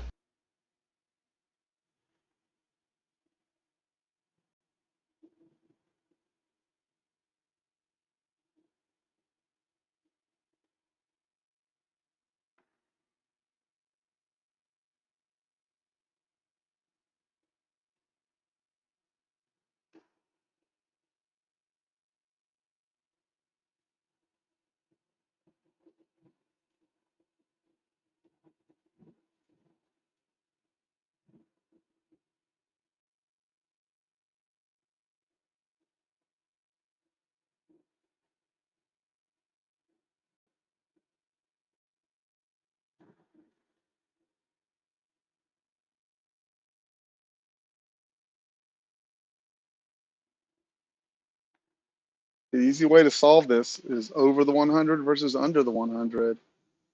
That's the easy way to Stop solve this. filled. And I do not know what's going on. So why all of a sudden we became such a rage to trade this like this, but it is. Order filled. Order filled. They're just buying the crap out of it all of a sudden and let it low it be for me to argue with them. If they want to run it, they can run it.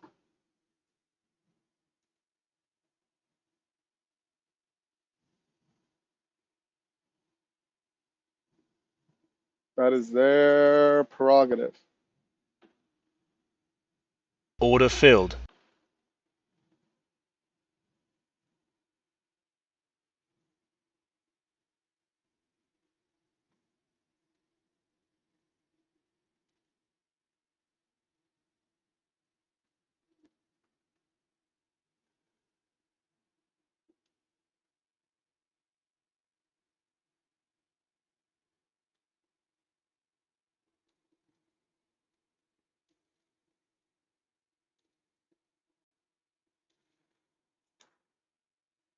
Stop filled.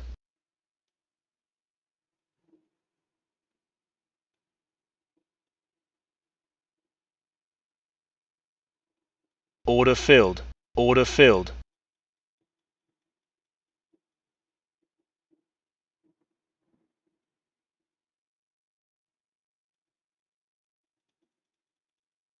Stop filled.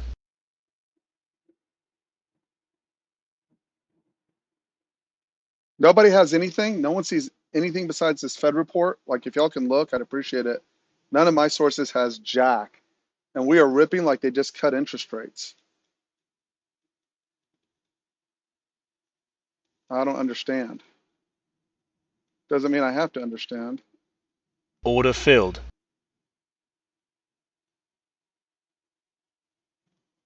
but I don't. Order filled.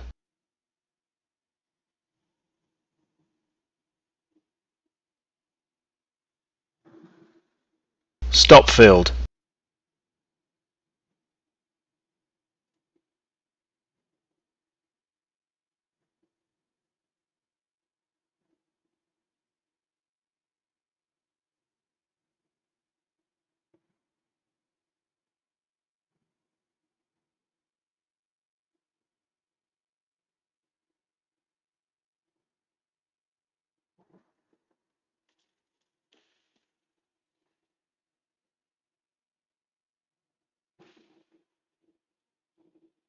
Wow. What a move.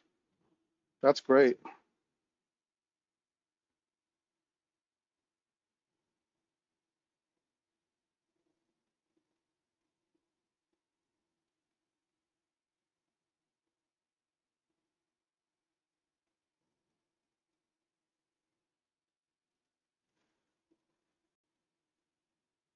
Order filled. High of the day. NQ coming up. Stop filled. Cross calls and puts. I did not buy it. And I don't understand what's going on, so I'm not going to because this doesn't have any news associated with it that I can tell. And it's just going straight up. And no one can tell me why it's going straight up. And please just don't tell me it's structural. Like something happened. We turned out of the blue and we just went up 200 points in a straight line. So please don't go, it's set up or I know it's above the 200, all that stuff. Okay, I get it.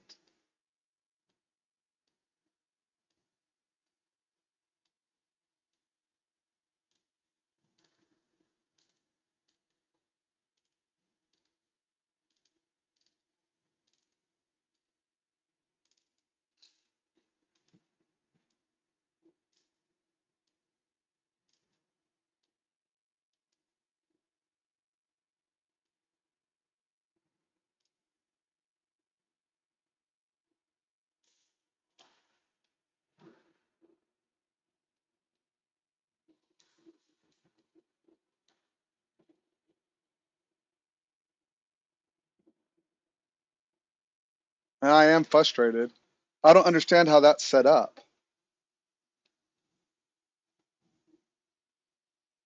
I just understand that I'm not short.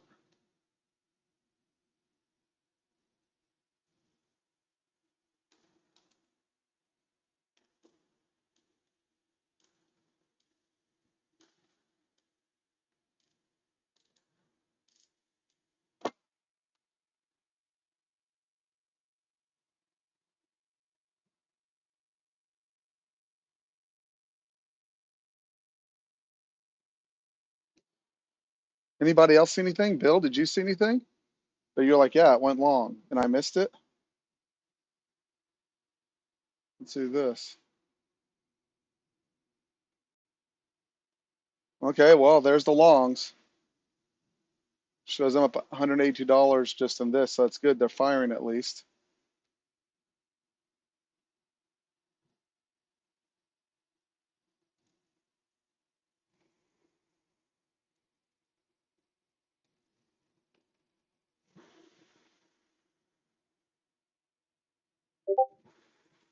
Order filled.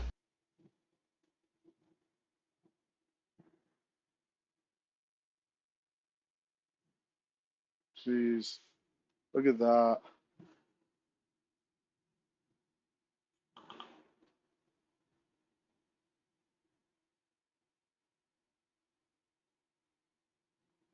No, I understand. It just was weird, right? It just went out of the blue. I'm all right with that. That's a fair answer. I don't have anything either. I'm not shorting it.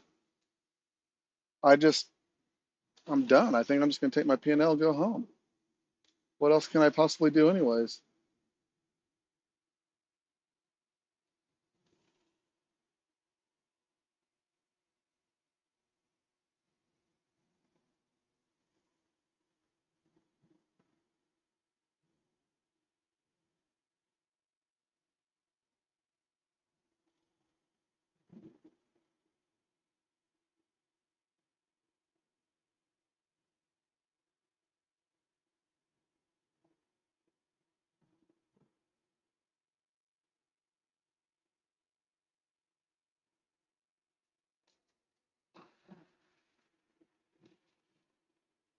Order filled.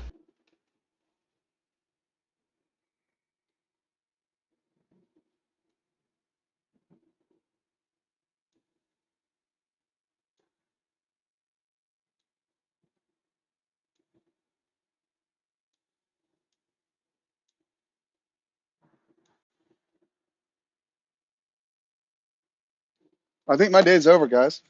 That's enough. I got that ES trade. I'll count myself lucky. I'm glad I followed the 100, 200 deal because otherwise, what's the point? I mean, I can't think of anything else.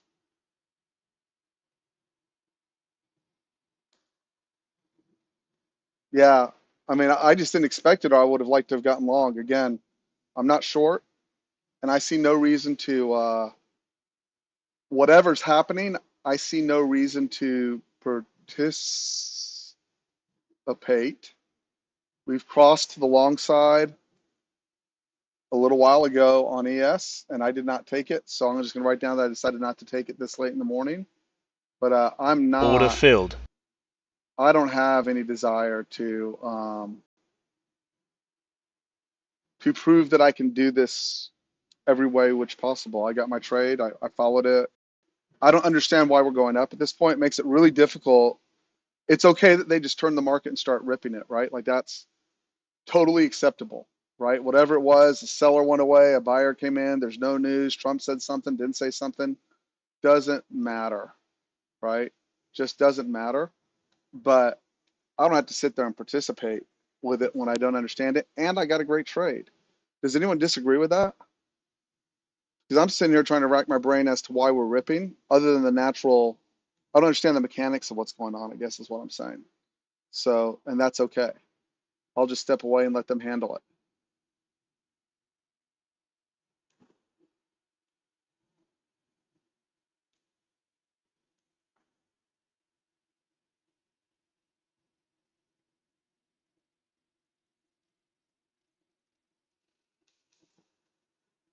Because they are on fire all of a sudden. Like if you look at the bid on this market, they are acting like we just lowered interest rates, like now, right now. And maybe that's what that report means is that they're lowering interest rates and the guys got their hands forced into the market. All good with me. I don't have a problem with that thesis or theory or idea or anything else, right? But heck, if I want to figure it out, especially when I don't understand it, it's just like, what in the world?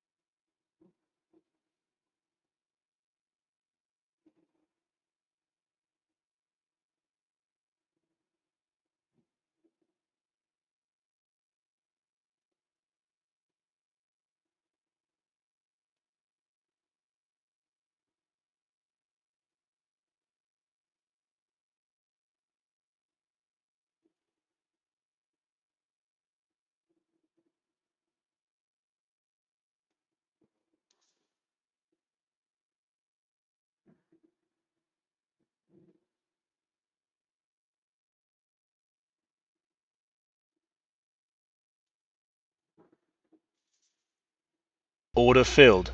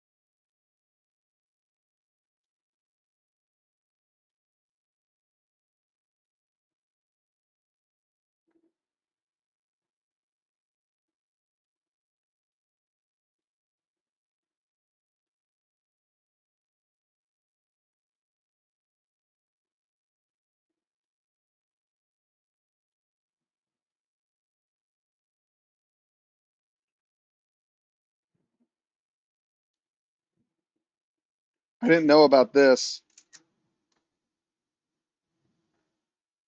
but I'll post it. That's interesting.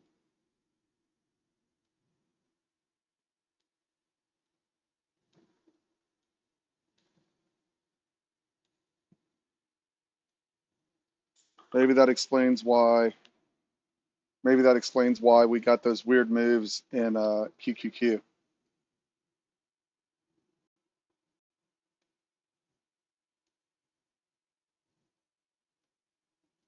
which would make sense if they're having to rebalance it.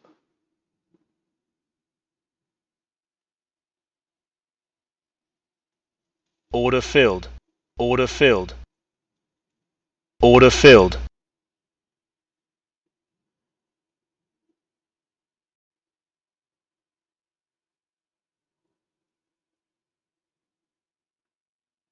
That actually makes sense. Good. Now I understand it.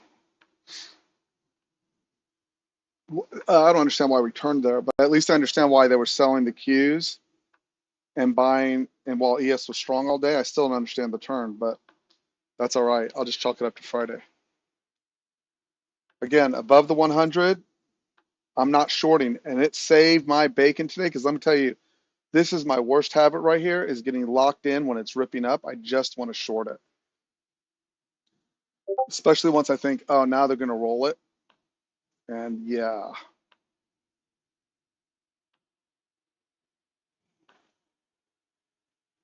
So unless anyone has any questions, I think I'm going to call it an early day. I'm open to any questions, guys. This is a good time to ask.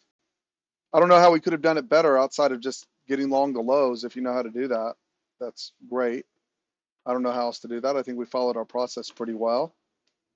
I took the cross, which is my number one trade. That's the one thing I want to be aware of. And we keep projecting out of that 7606. We get above it, and they're going to rip it. And that's some weird PA today, guys. That's all I'm telling you is be careful. If you're a guesser, you're in trouble today. I am. I would be in trouble if it wasn't for the 100 rule. I am a total guesser. They're like, oh, they can't keep ripping it down. These are 200-point rips, right? What is this? From low to high.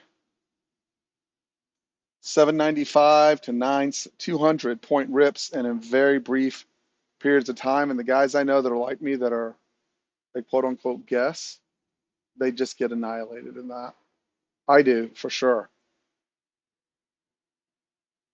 Back to the 100 and down. Again, zero idea why, doesn't matter.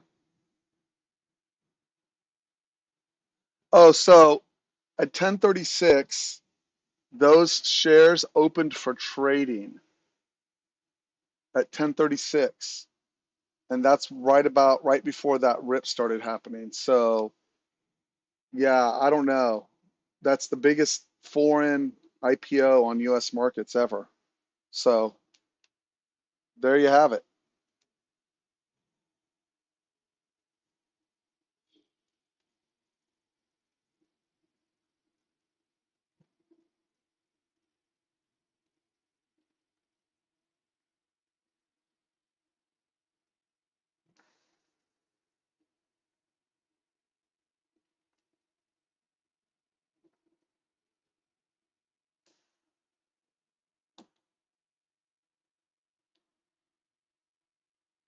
Watch out, guys. Not fun. This is institutional money that does not care about our time frames.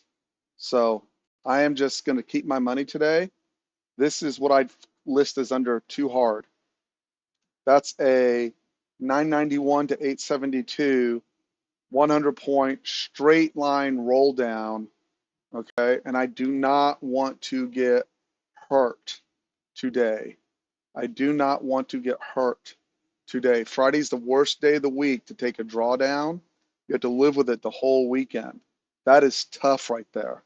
That rip down, that hurts. That rip up hurts. Okay.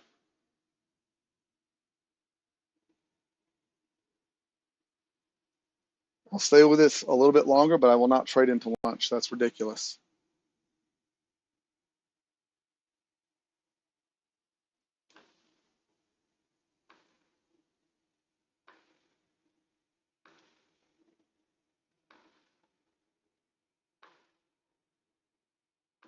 I bet they sold that IPO as soon as it came public. I bet it flipped negative.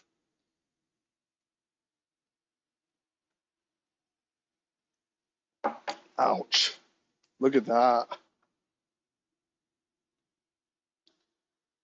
150-point rotation lower, straight line. This has nothing to do with technicals, guys. This is all just liquidity rebalancing from institutions. I'm telling you right now, nothing to do with a single technical on your screen besides those call walls and put walls. That's the only thing that has enough weighting on this to help. That's crazy.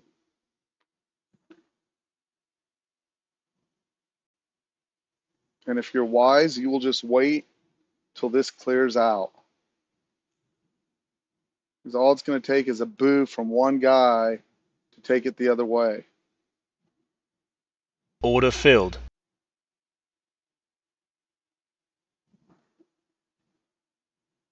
Stop filled.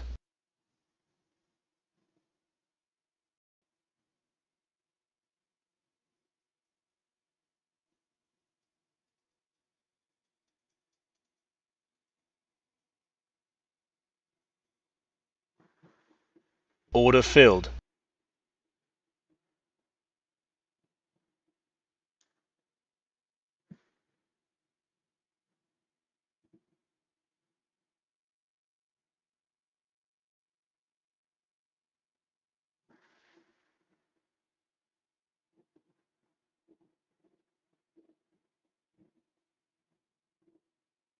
Stop Told you. filled.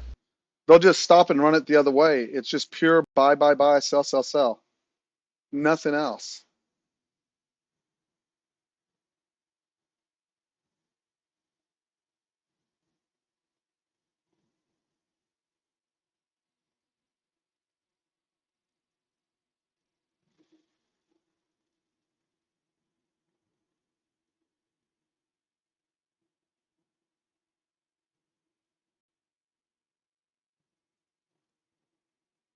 Order filled.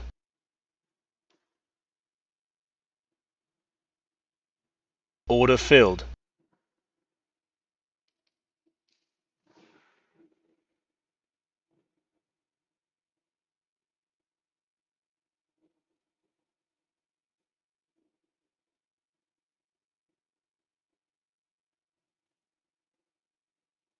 Order filled.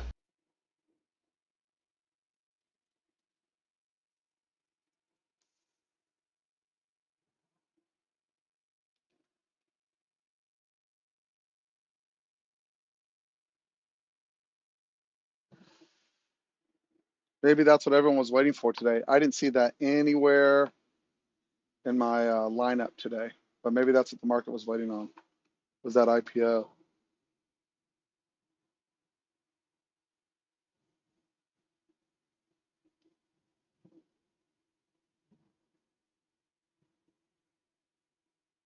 Order filled.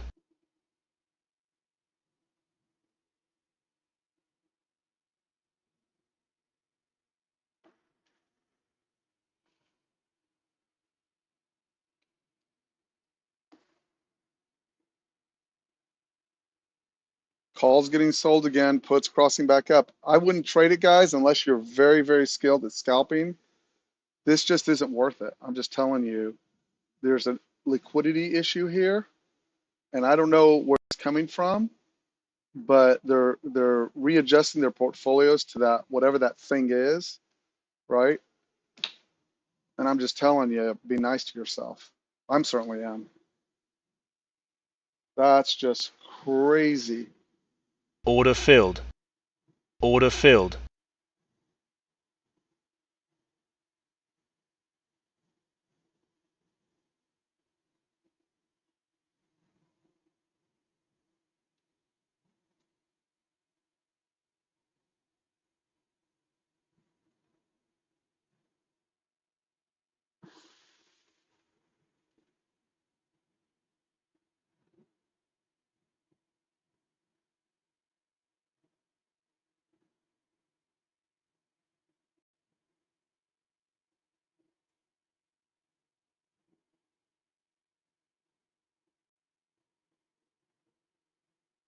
Stop filled. Order filled. Order filled.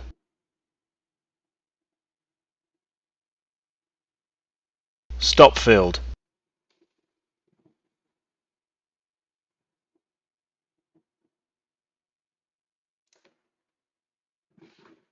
Order filled.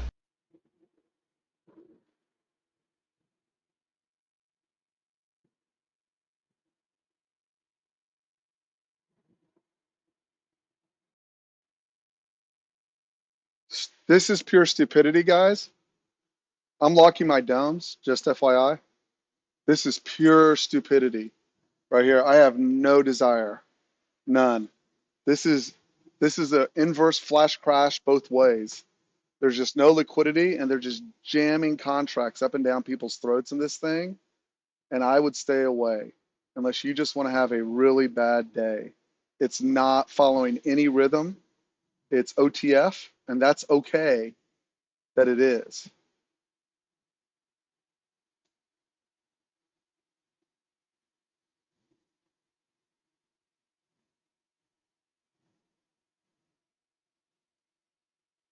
Just chalk it up to another weird Friday. I certainly am.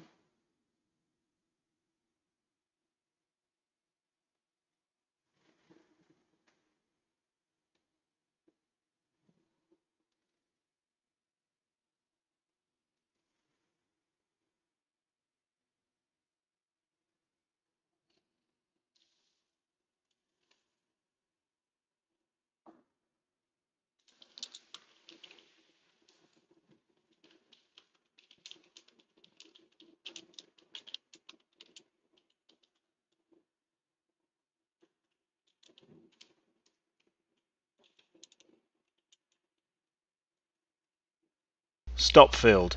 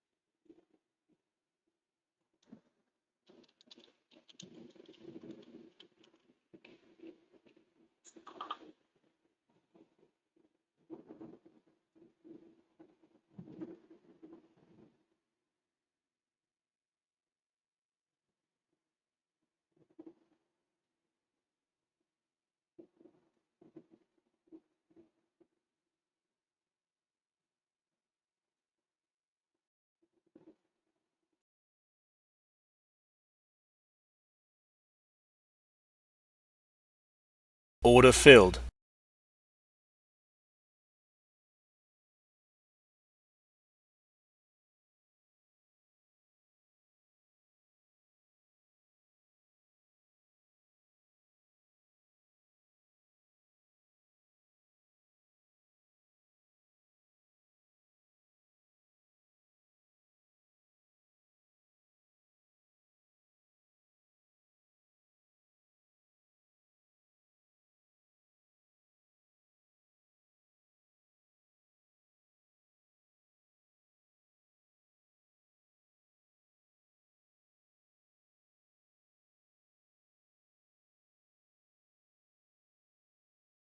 Order filled.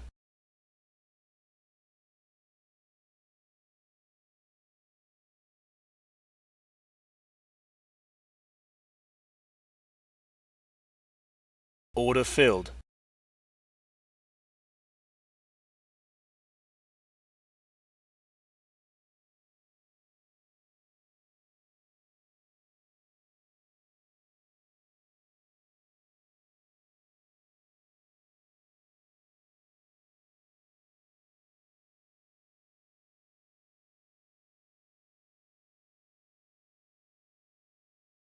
Order filled. Rejected. Order rejected.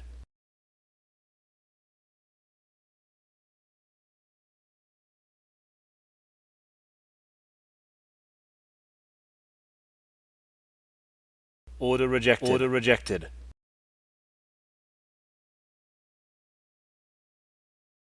Order rejected. Order filled.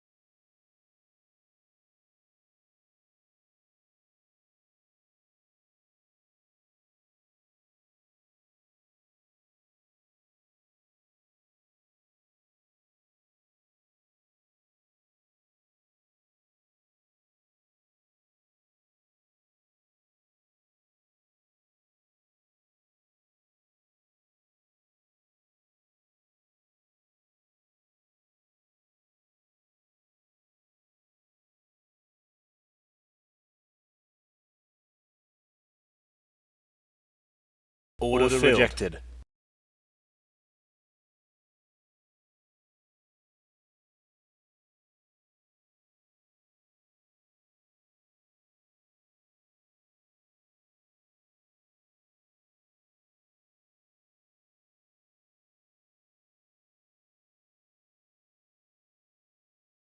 Order rejected. Order rejected.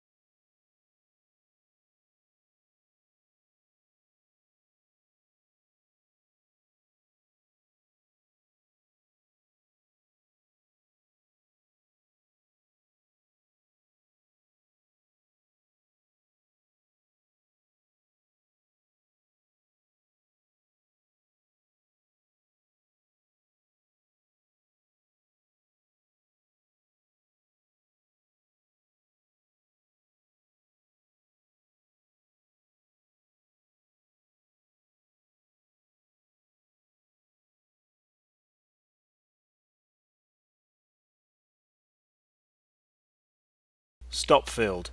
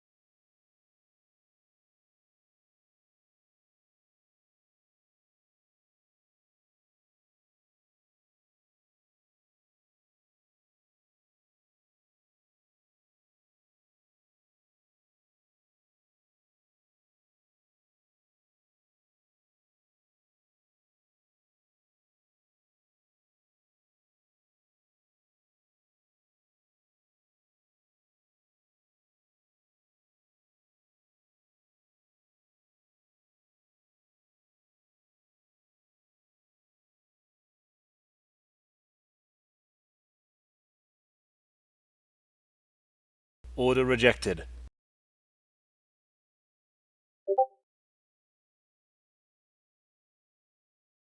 Order rejected.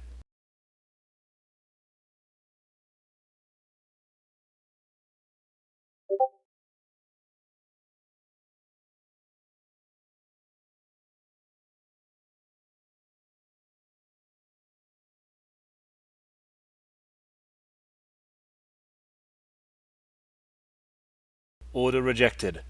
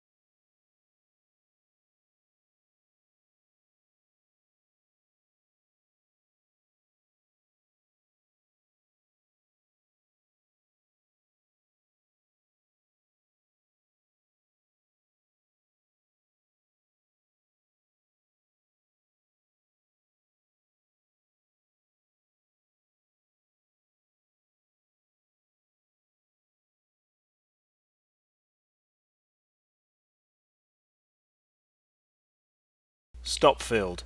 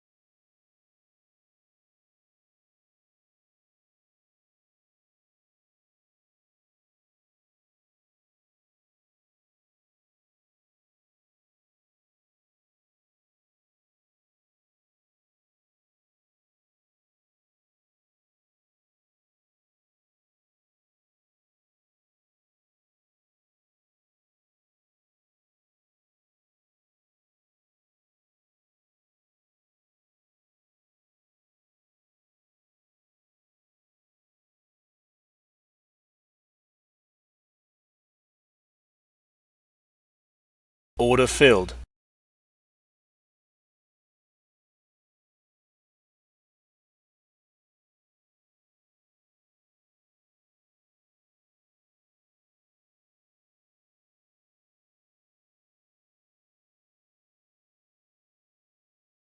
Order filled.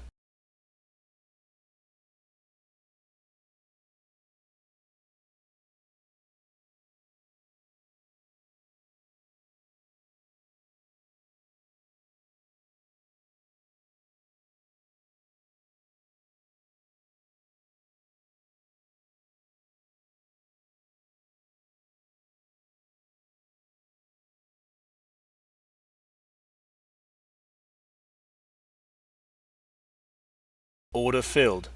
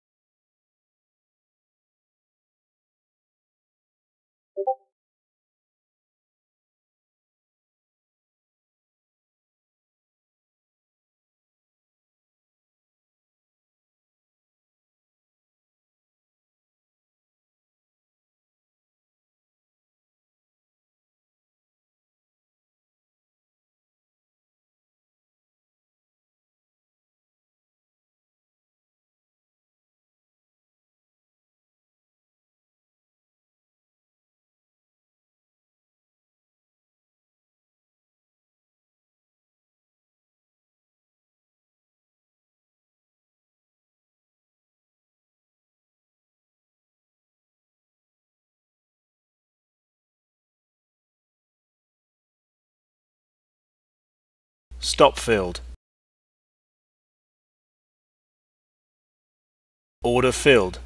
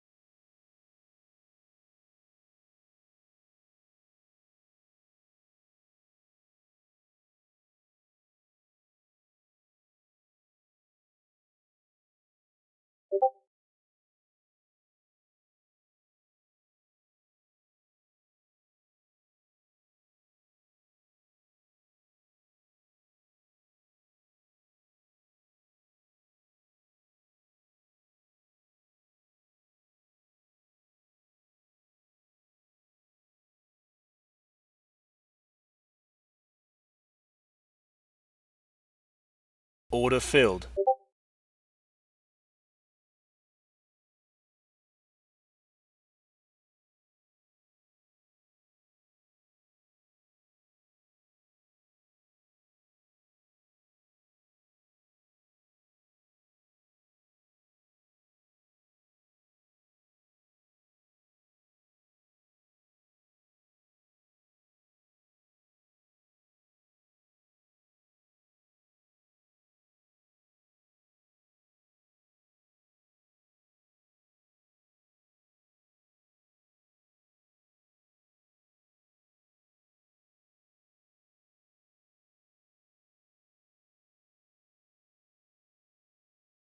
Order filled.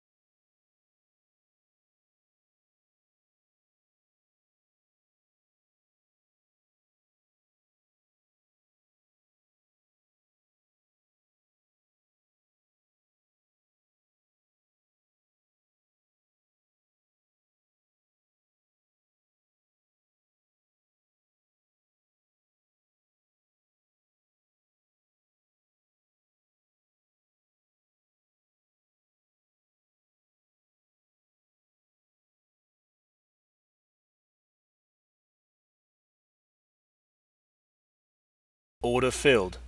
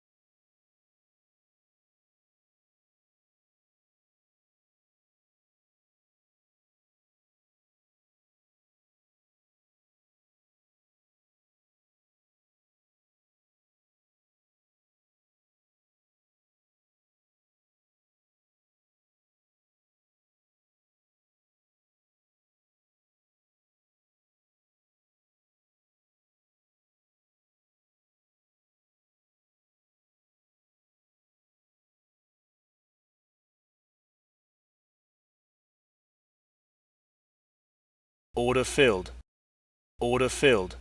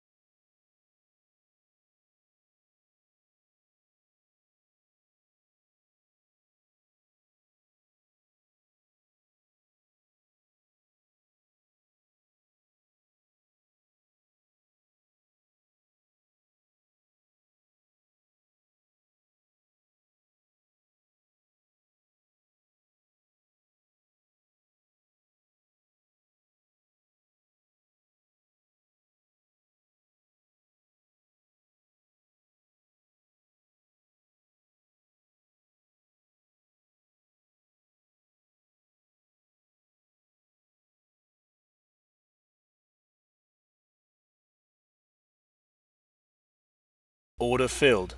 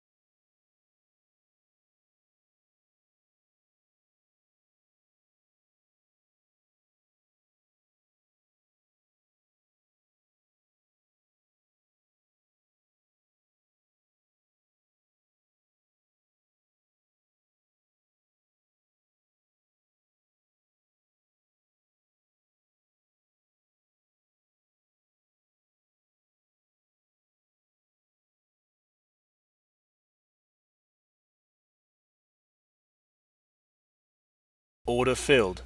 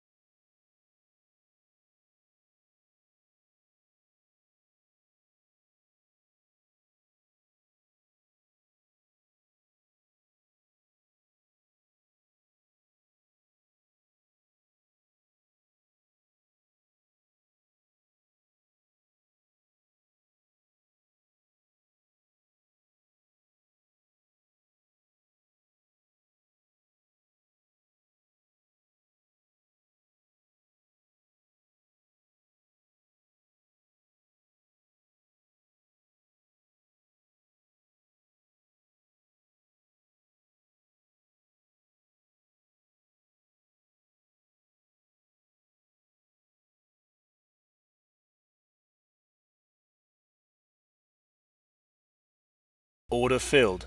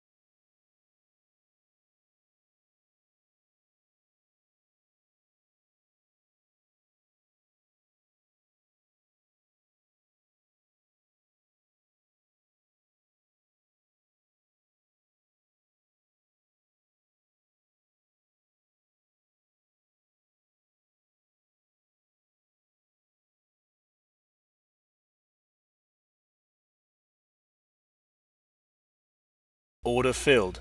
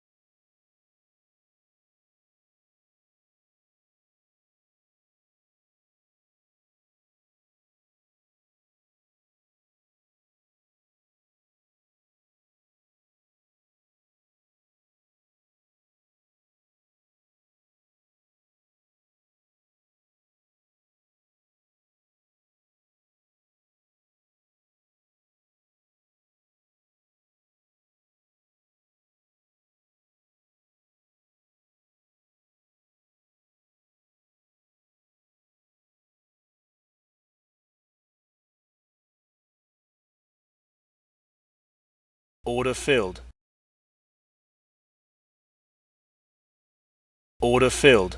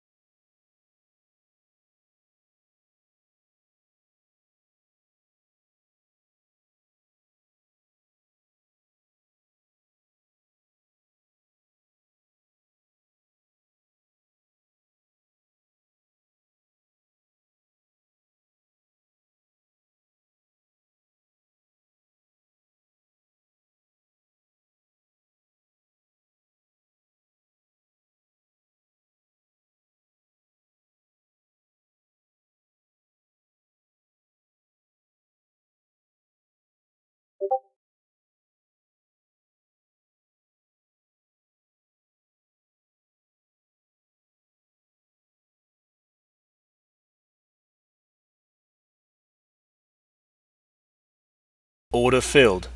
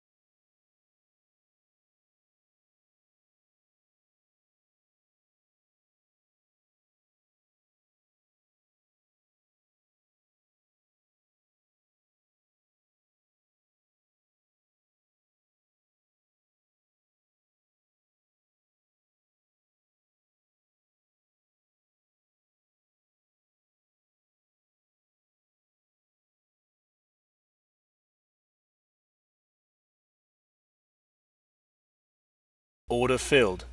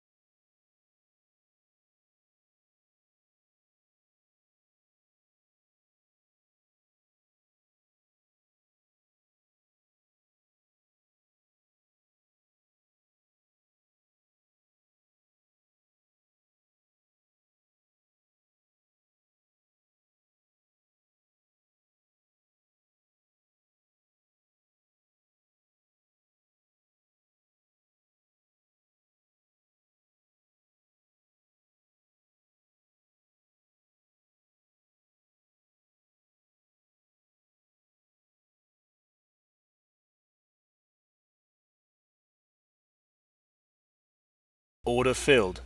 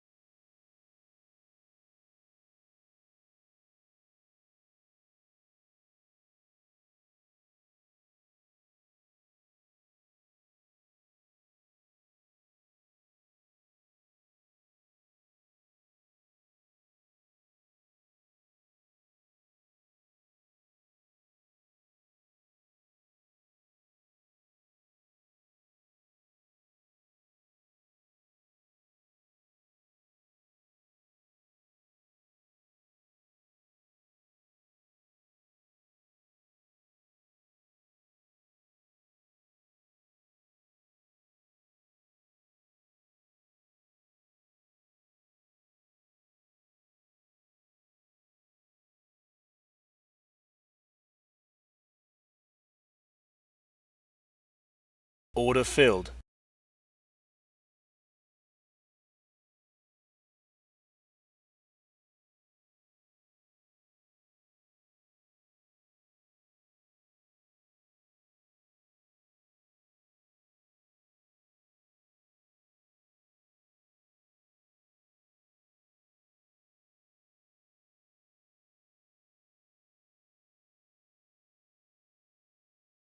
Order filled.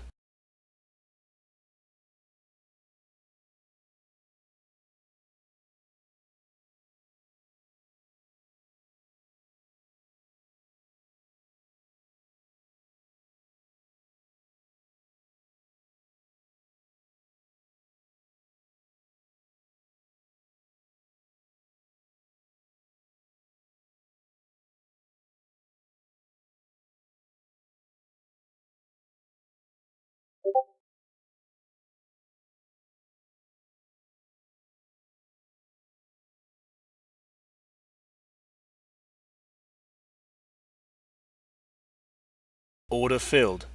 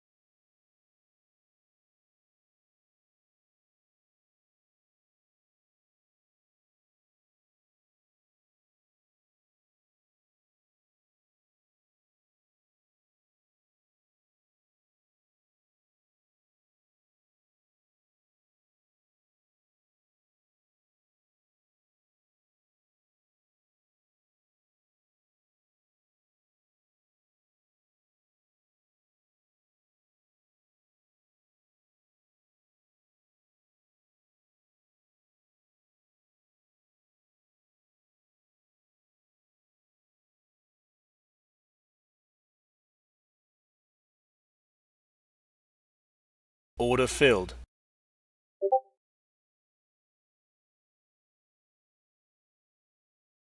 Order filled.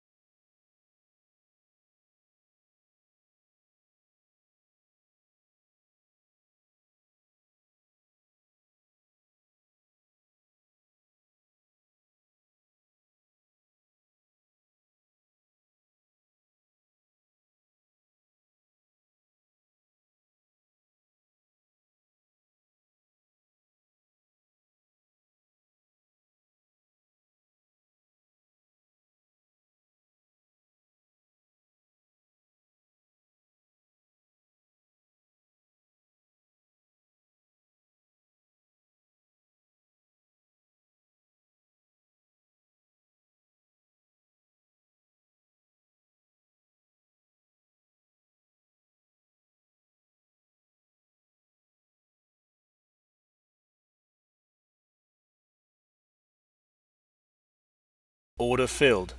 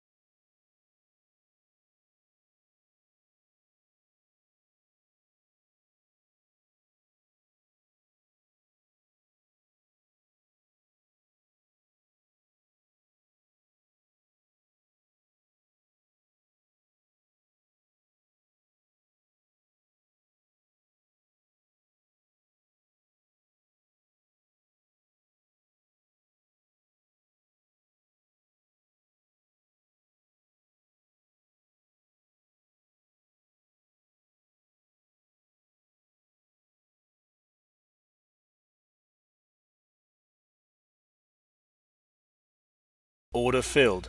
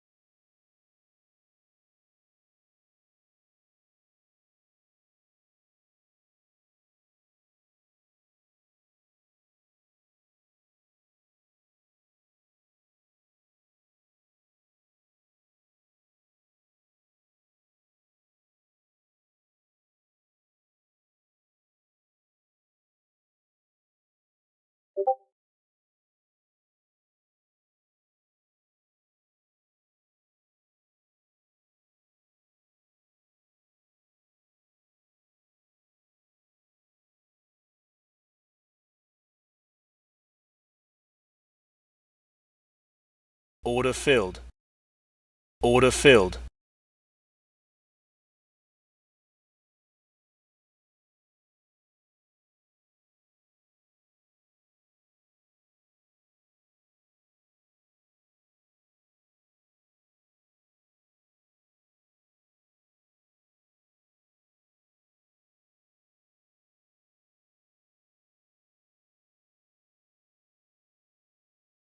Order filled.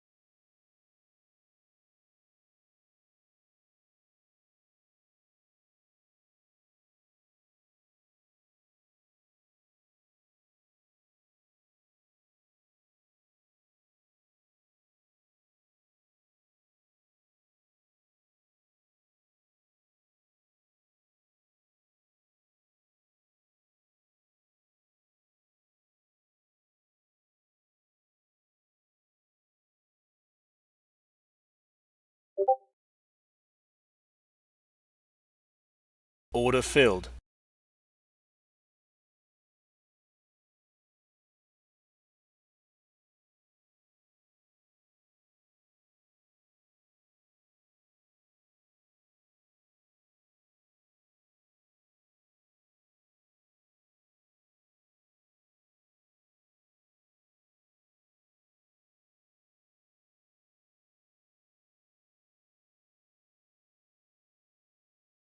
Order filled.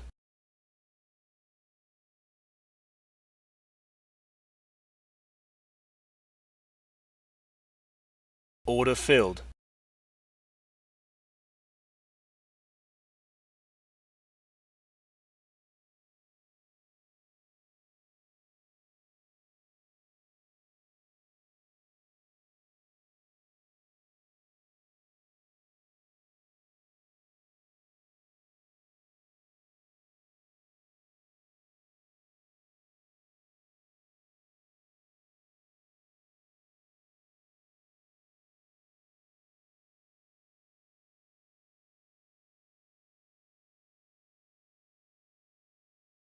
Order filled. Order filled.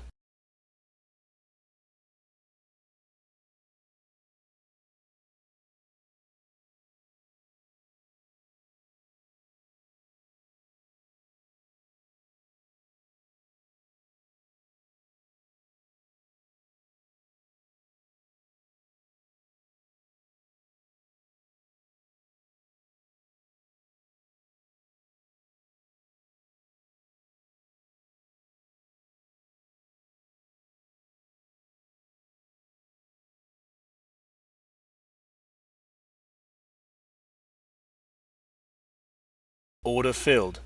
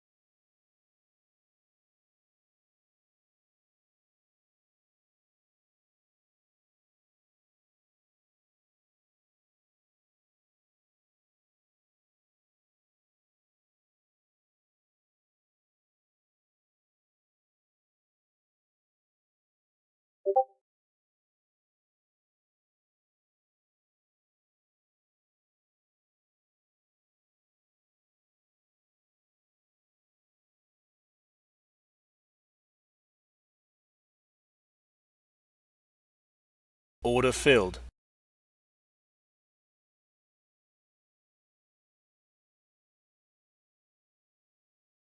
Order filled.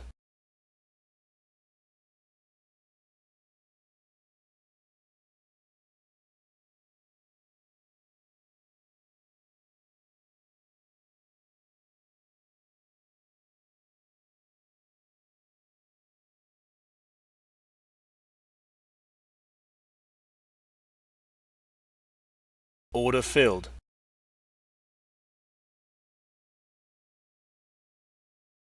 Order filled.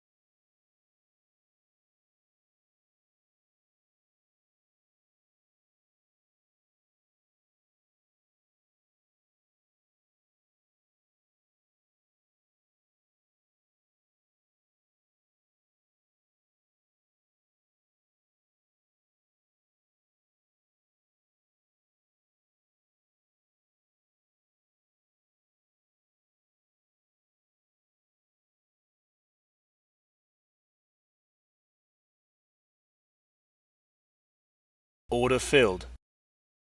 Order filled. Order filled.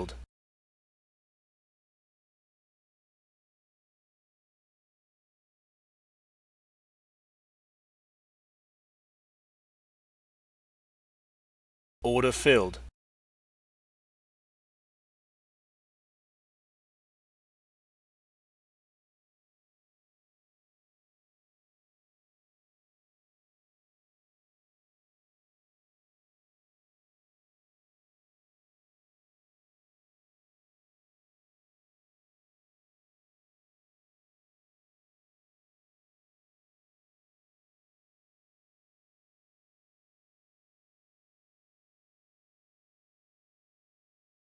Order filled.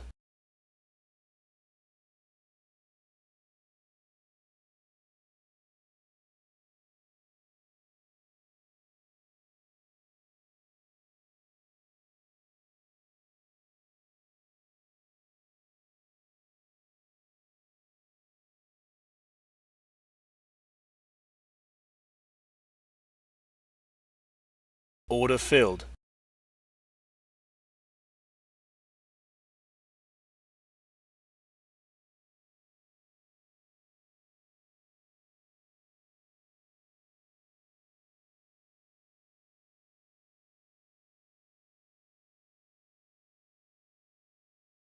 Stop filled. Order filled. Order filled. Order filled. Order filled. Order filled.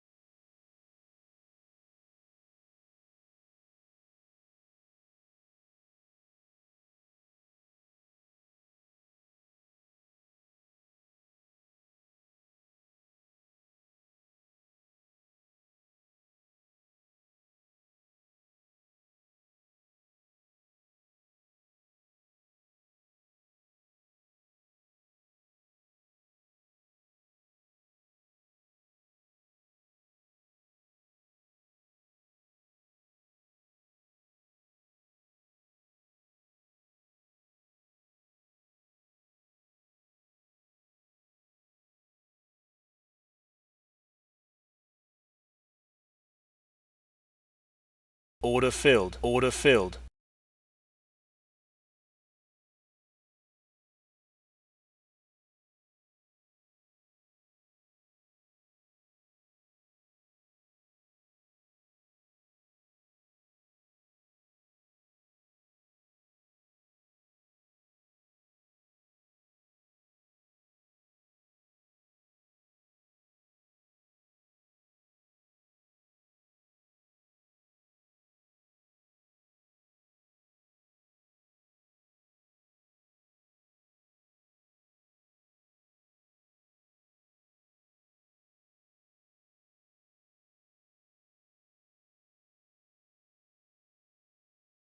Order filled.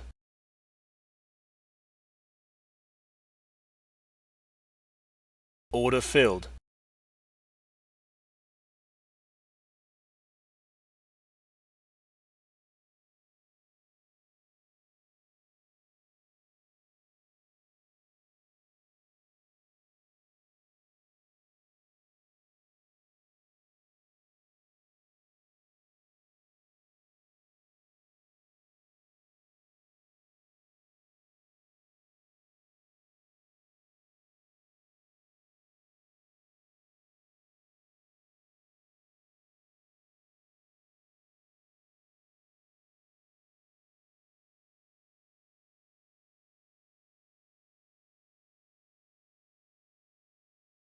Order filled.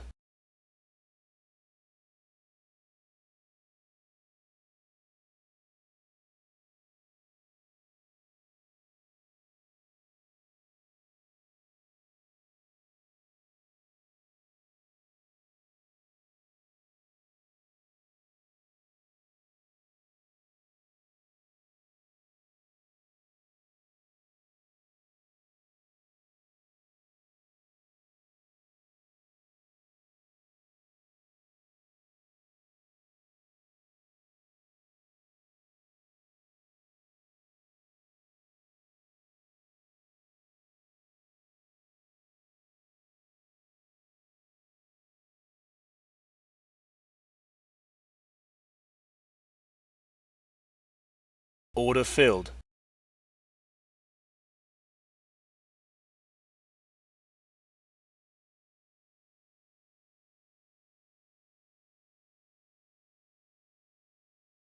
Order filled.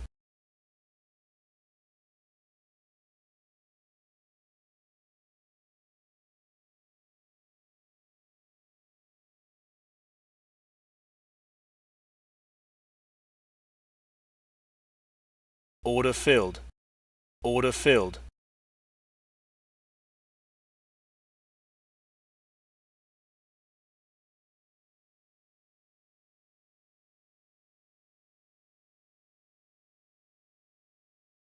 Order filled. Order filled.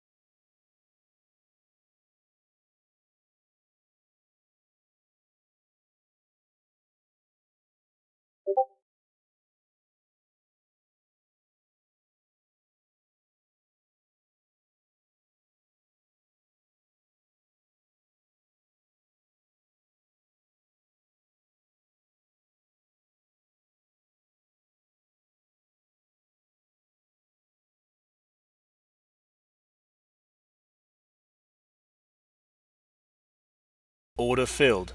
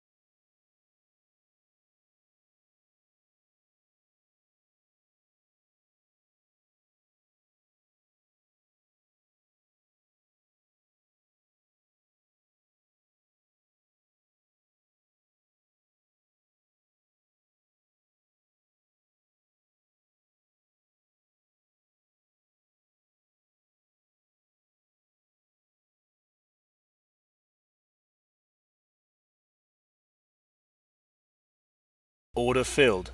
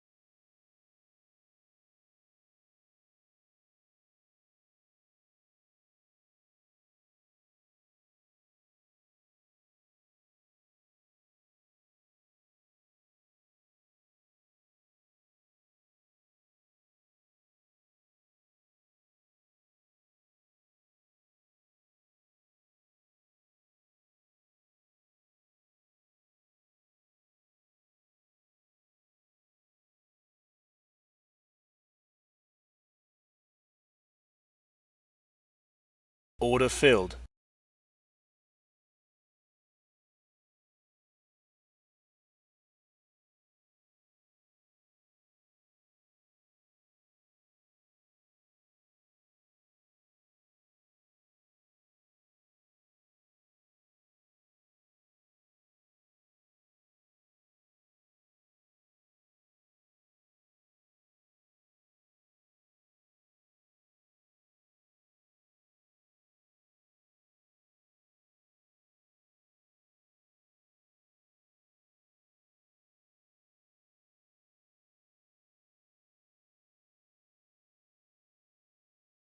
Order filled.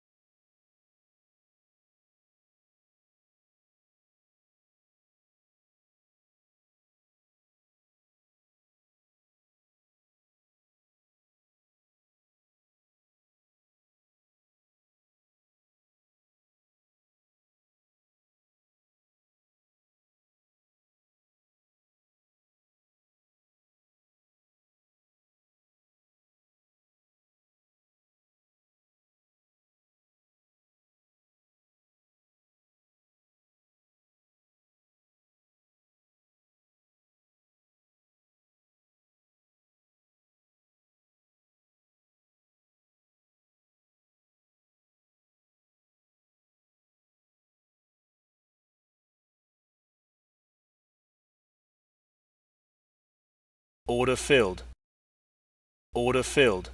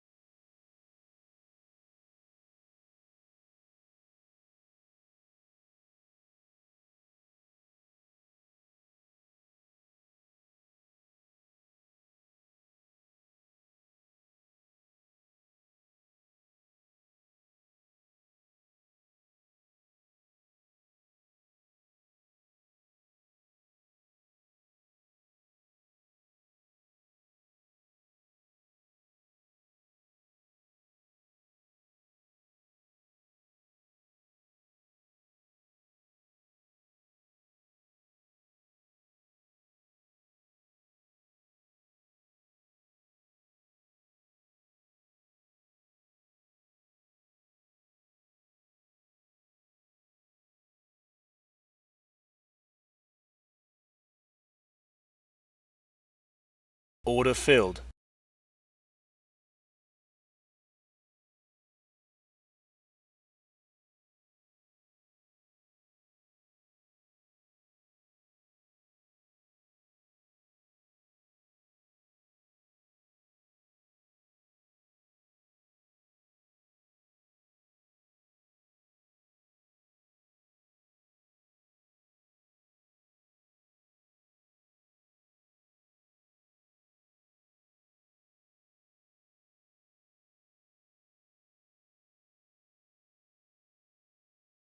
Order filled.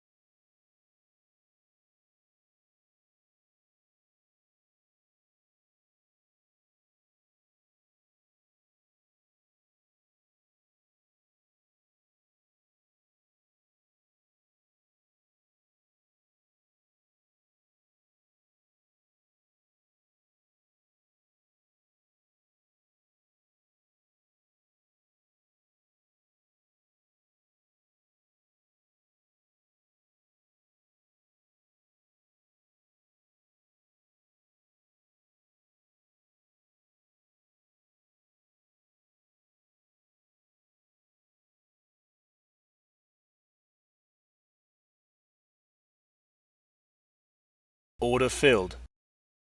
Order filled.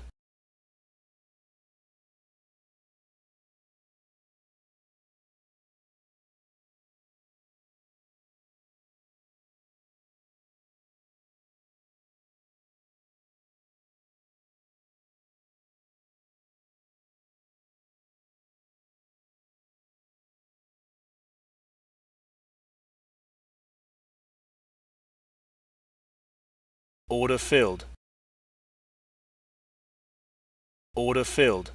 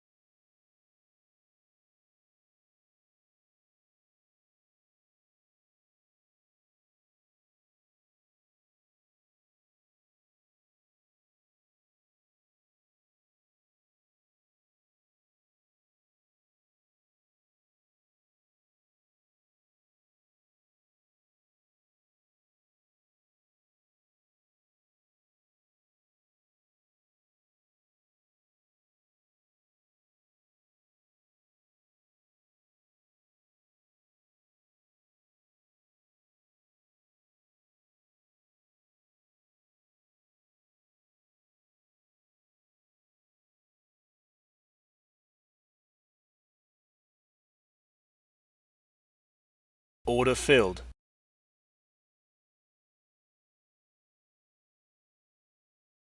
Order filled.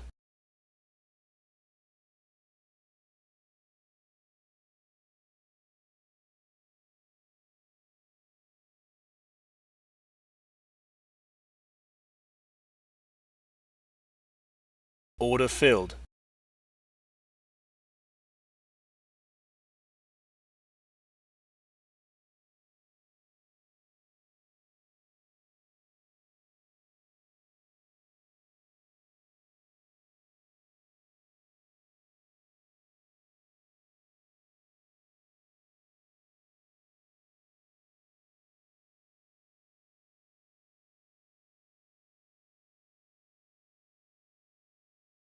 Order filled.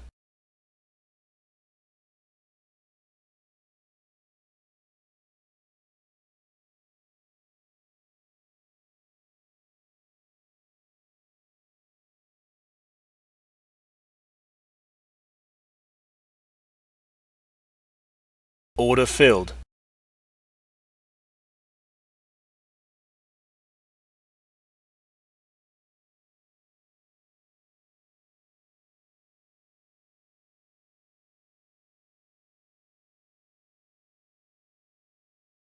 Order filled. Order filled.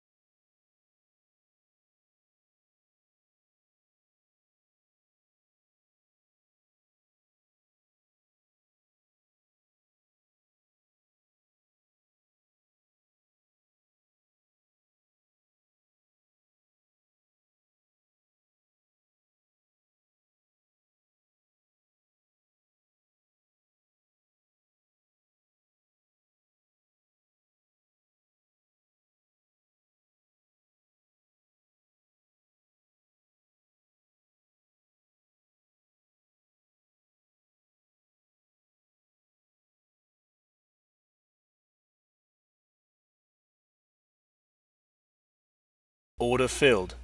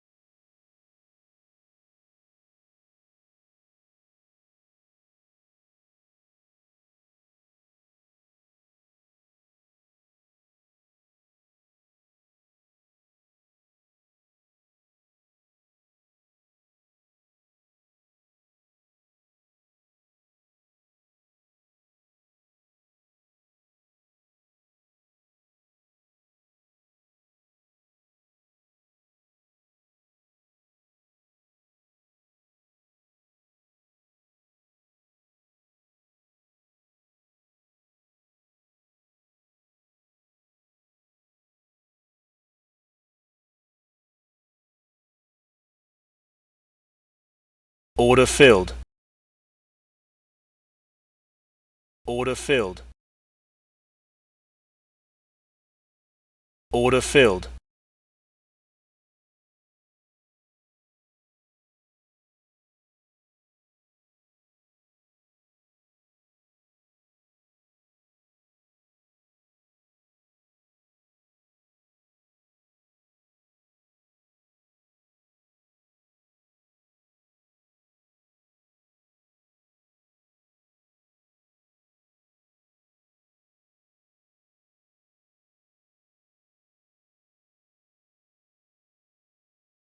Order filled. Order filled.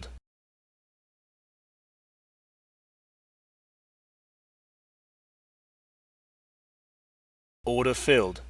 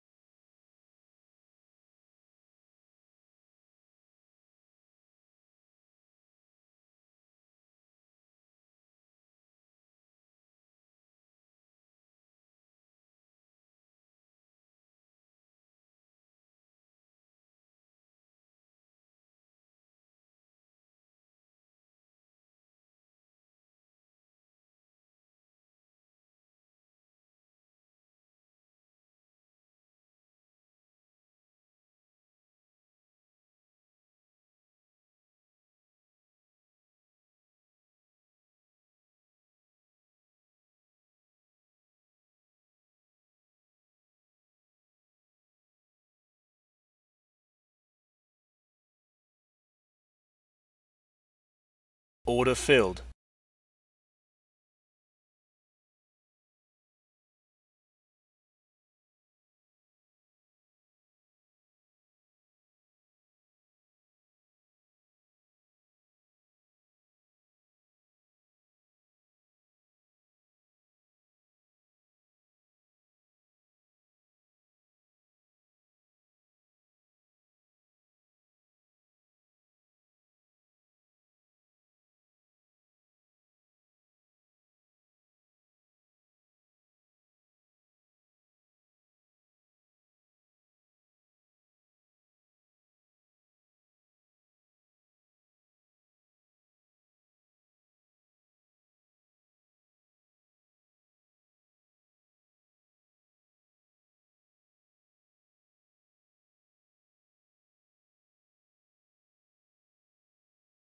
Order filled.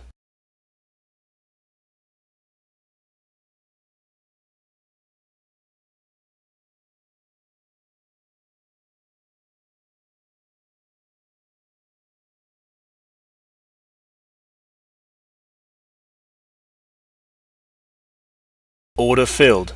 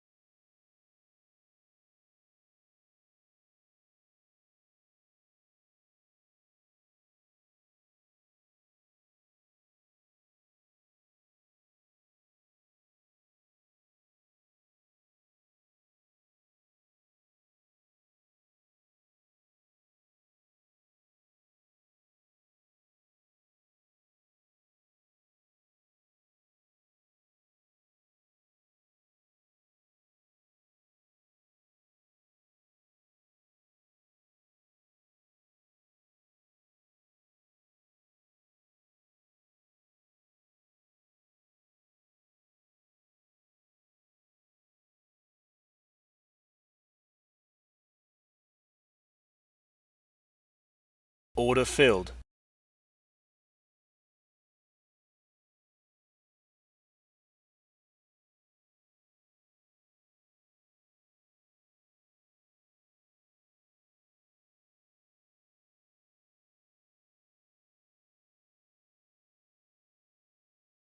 Order filled.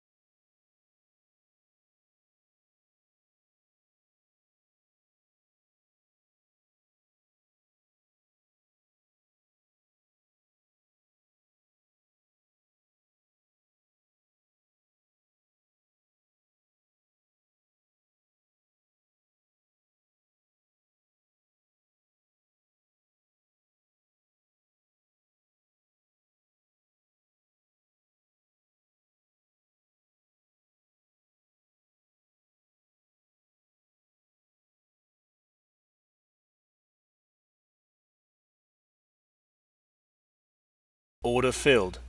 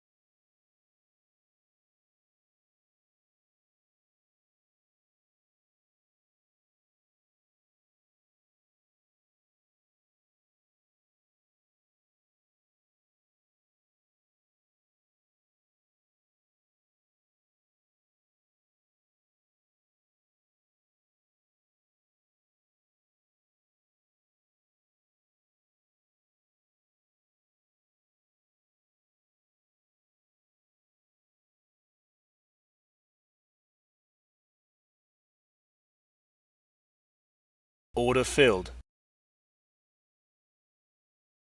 Order filled.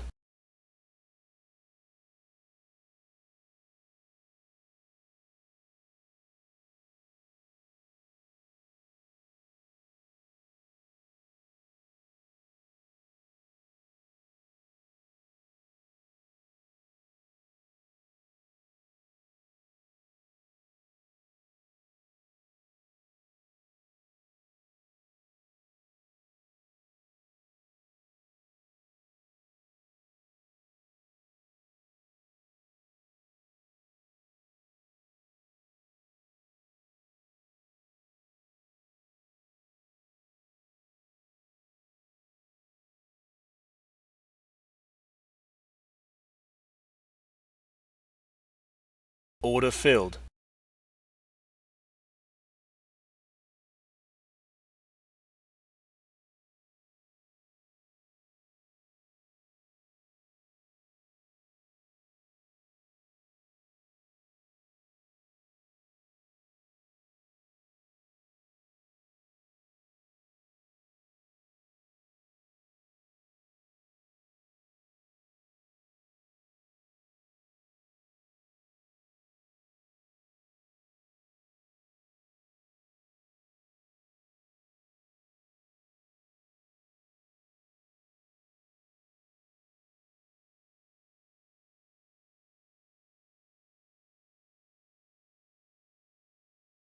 Order filled.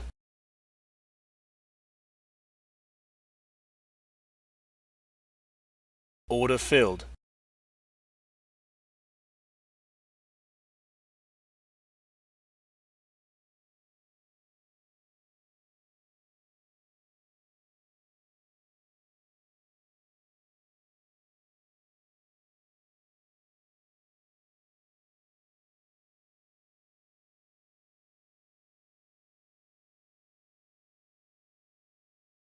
Order filled. Order filled.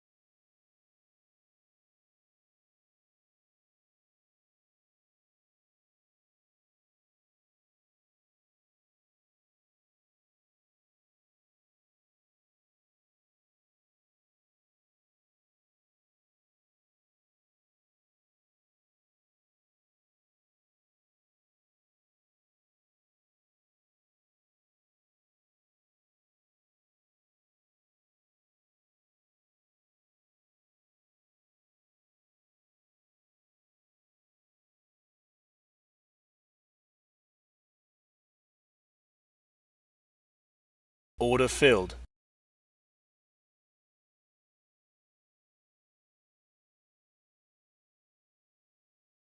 Order filled.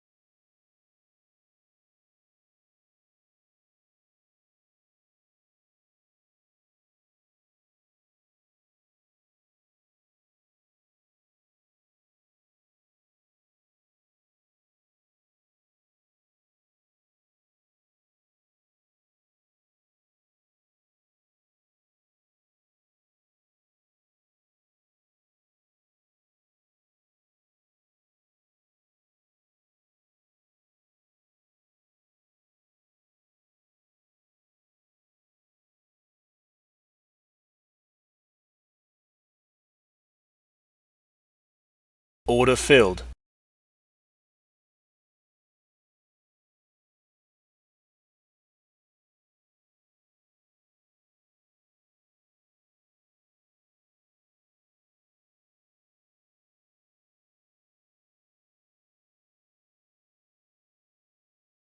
Order filled.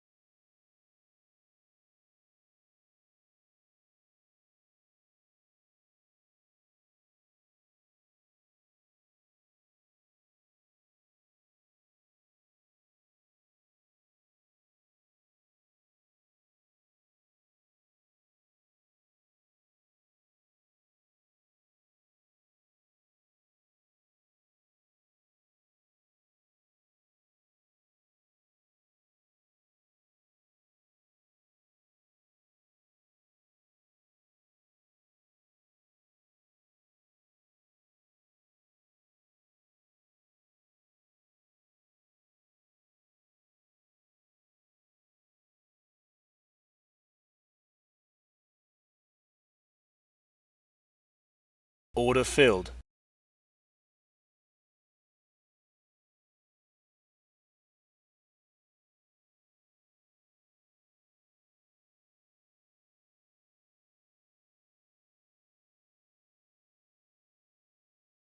Order filled.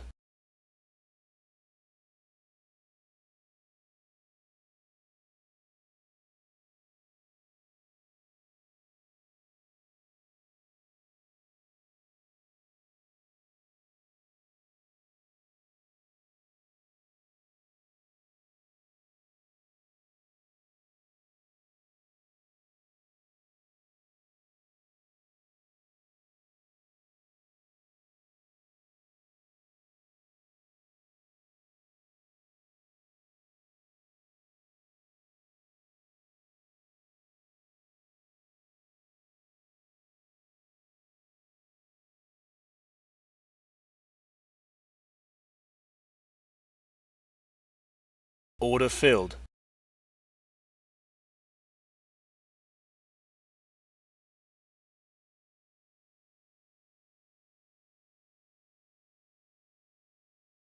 Order filled.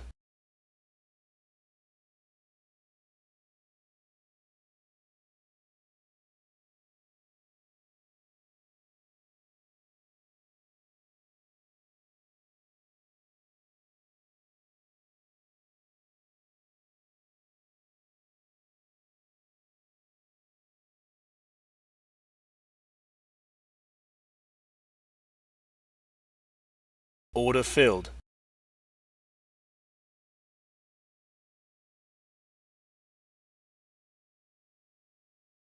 Order filled.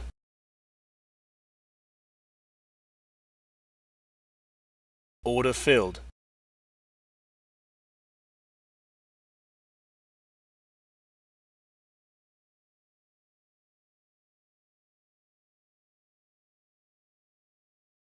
Order filled.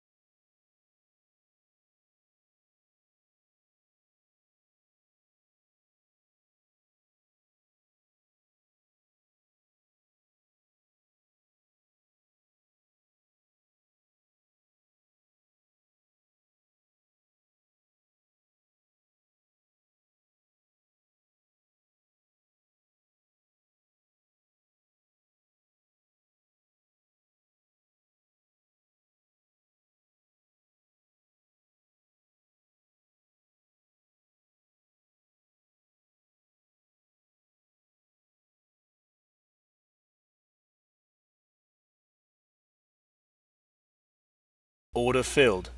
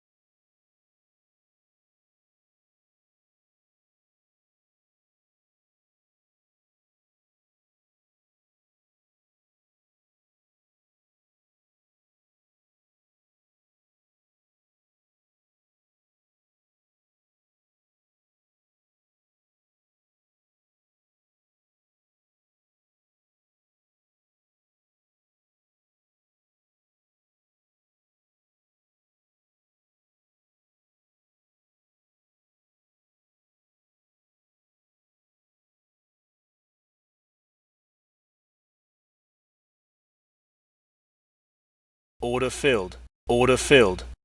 Order filled.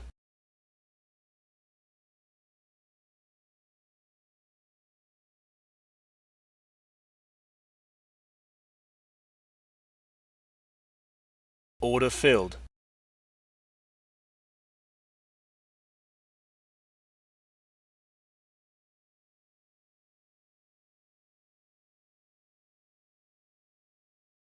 Order filled.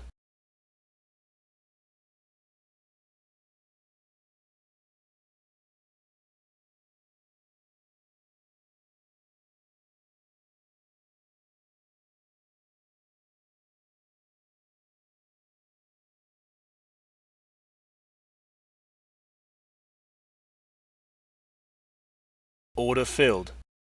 Order filled.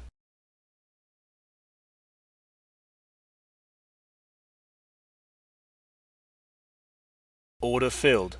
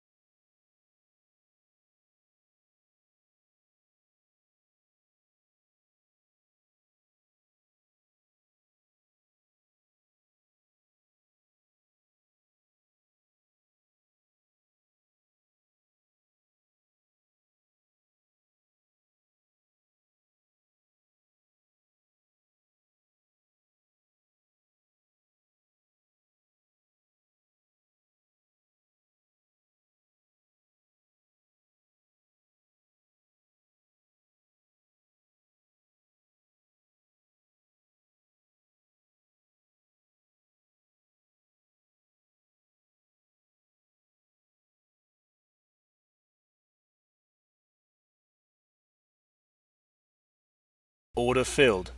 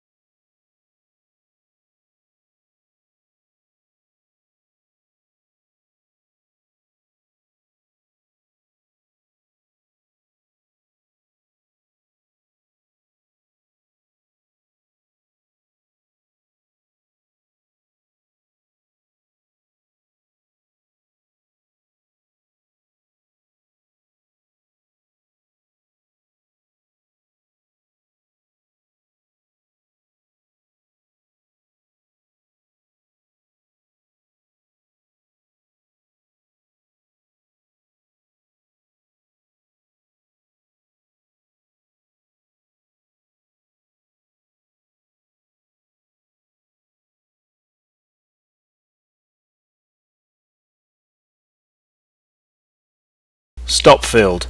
Order filled.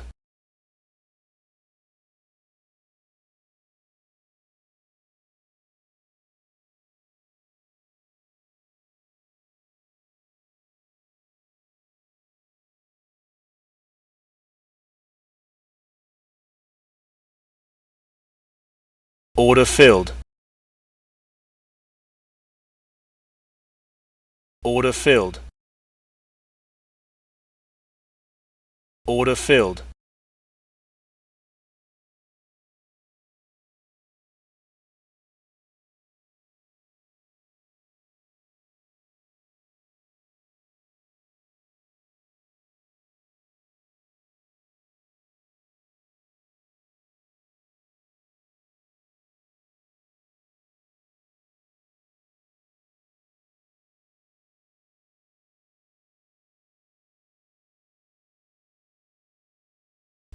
Order filled.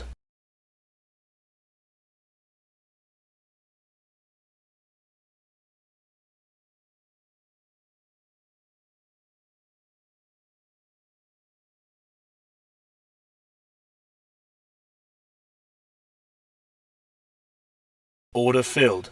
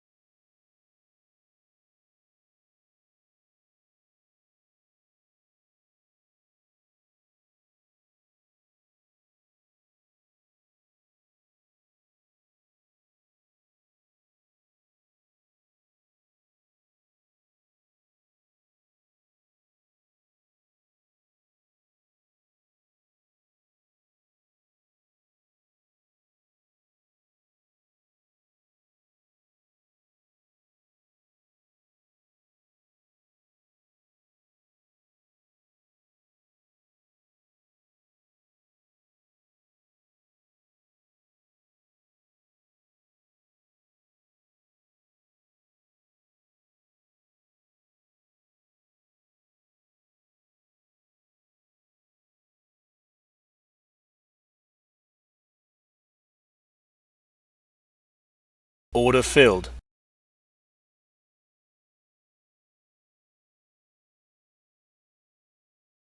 Order filled.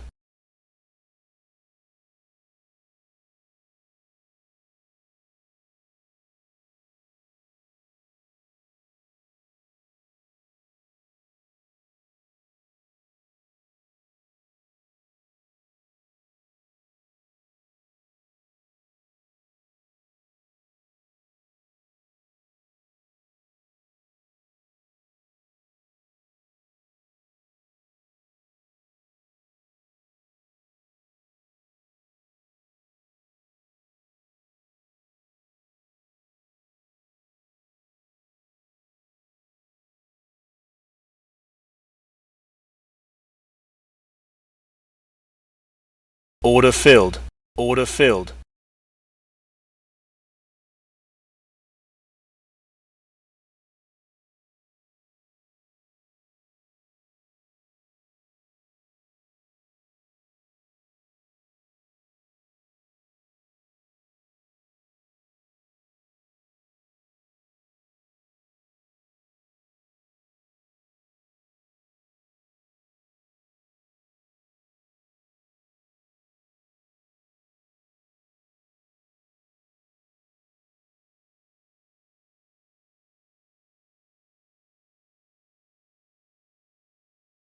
Order filled.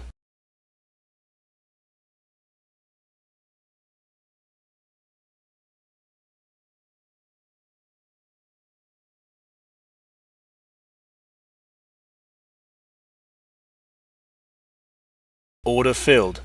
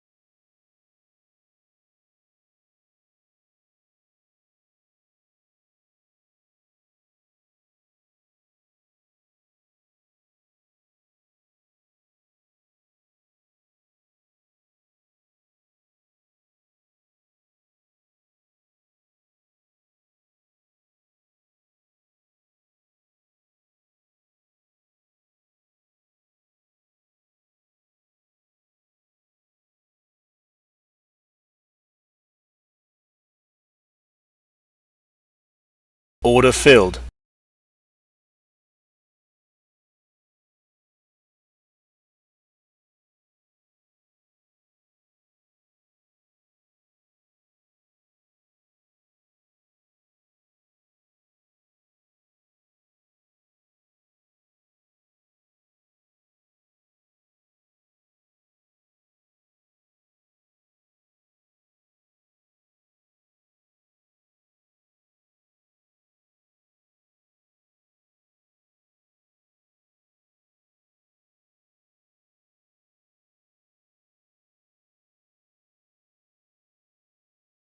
Order filled. Order filled.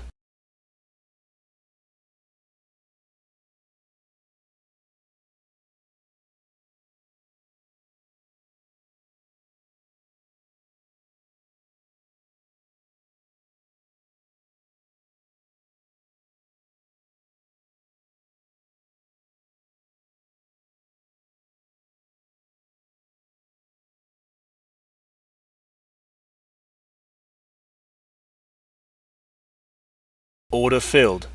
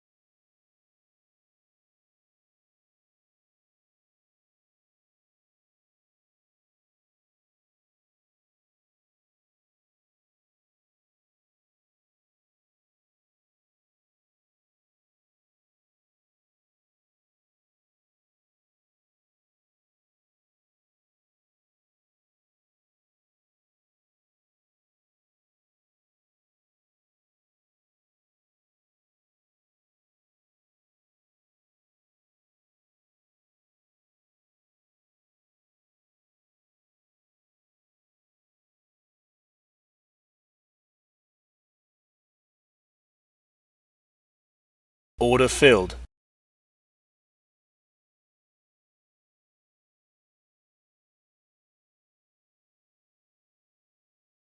Order filled.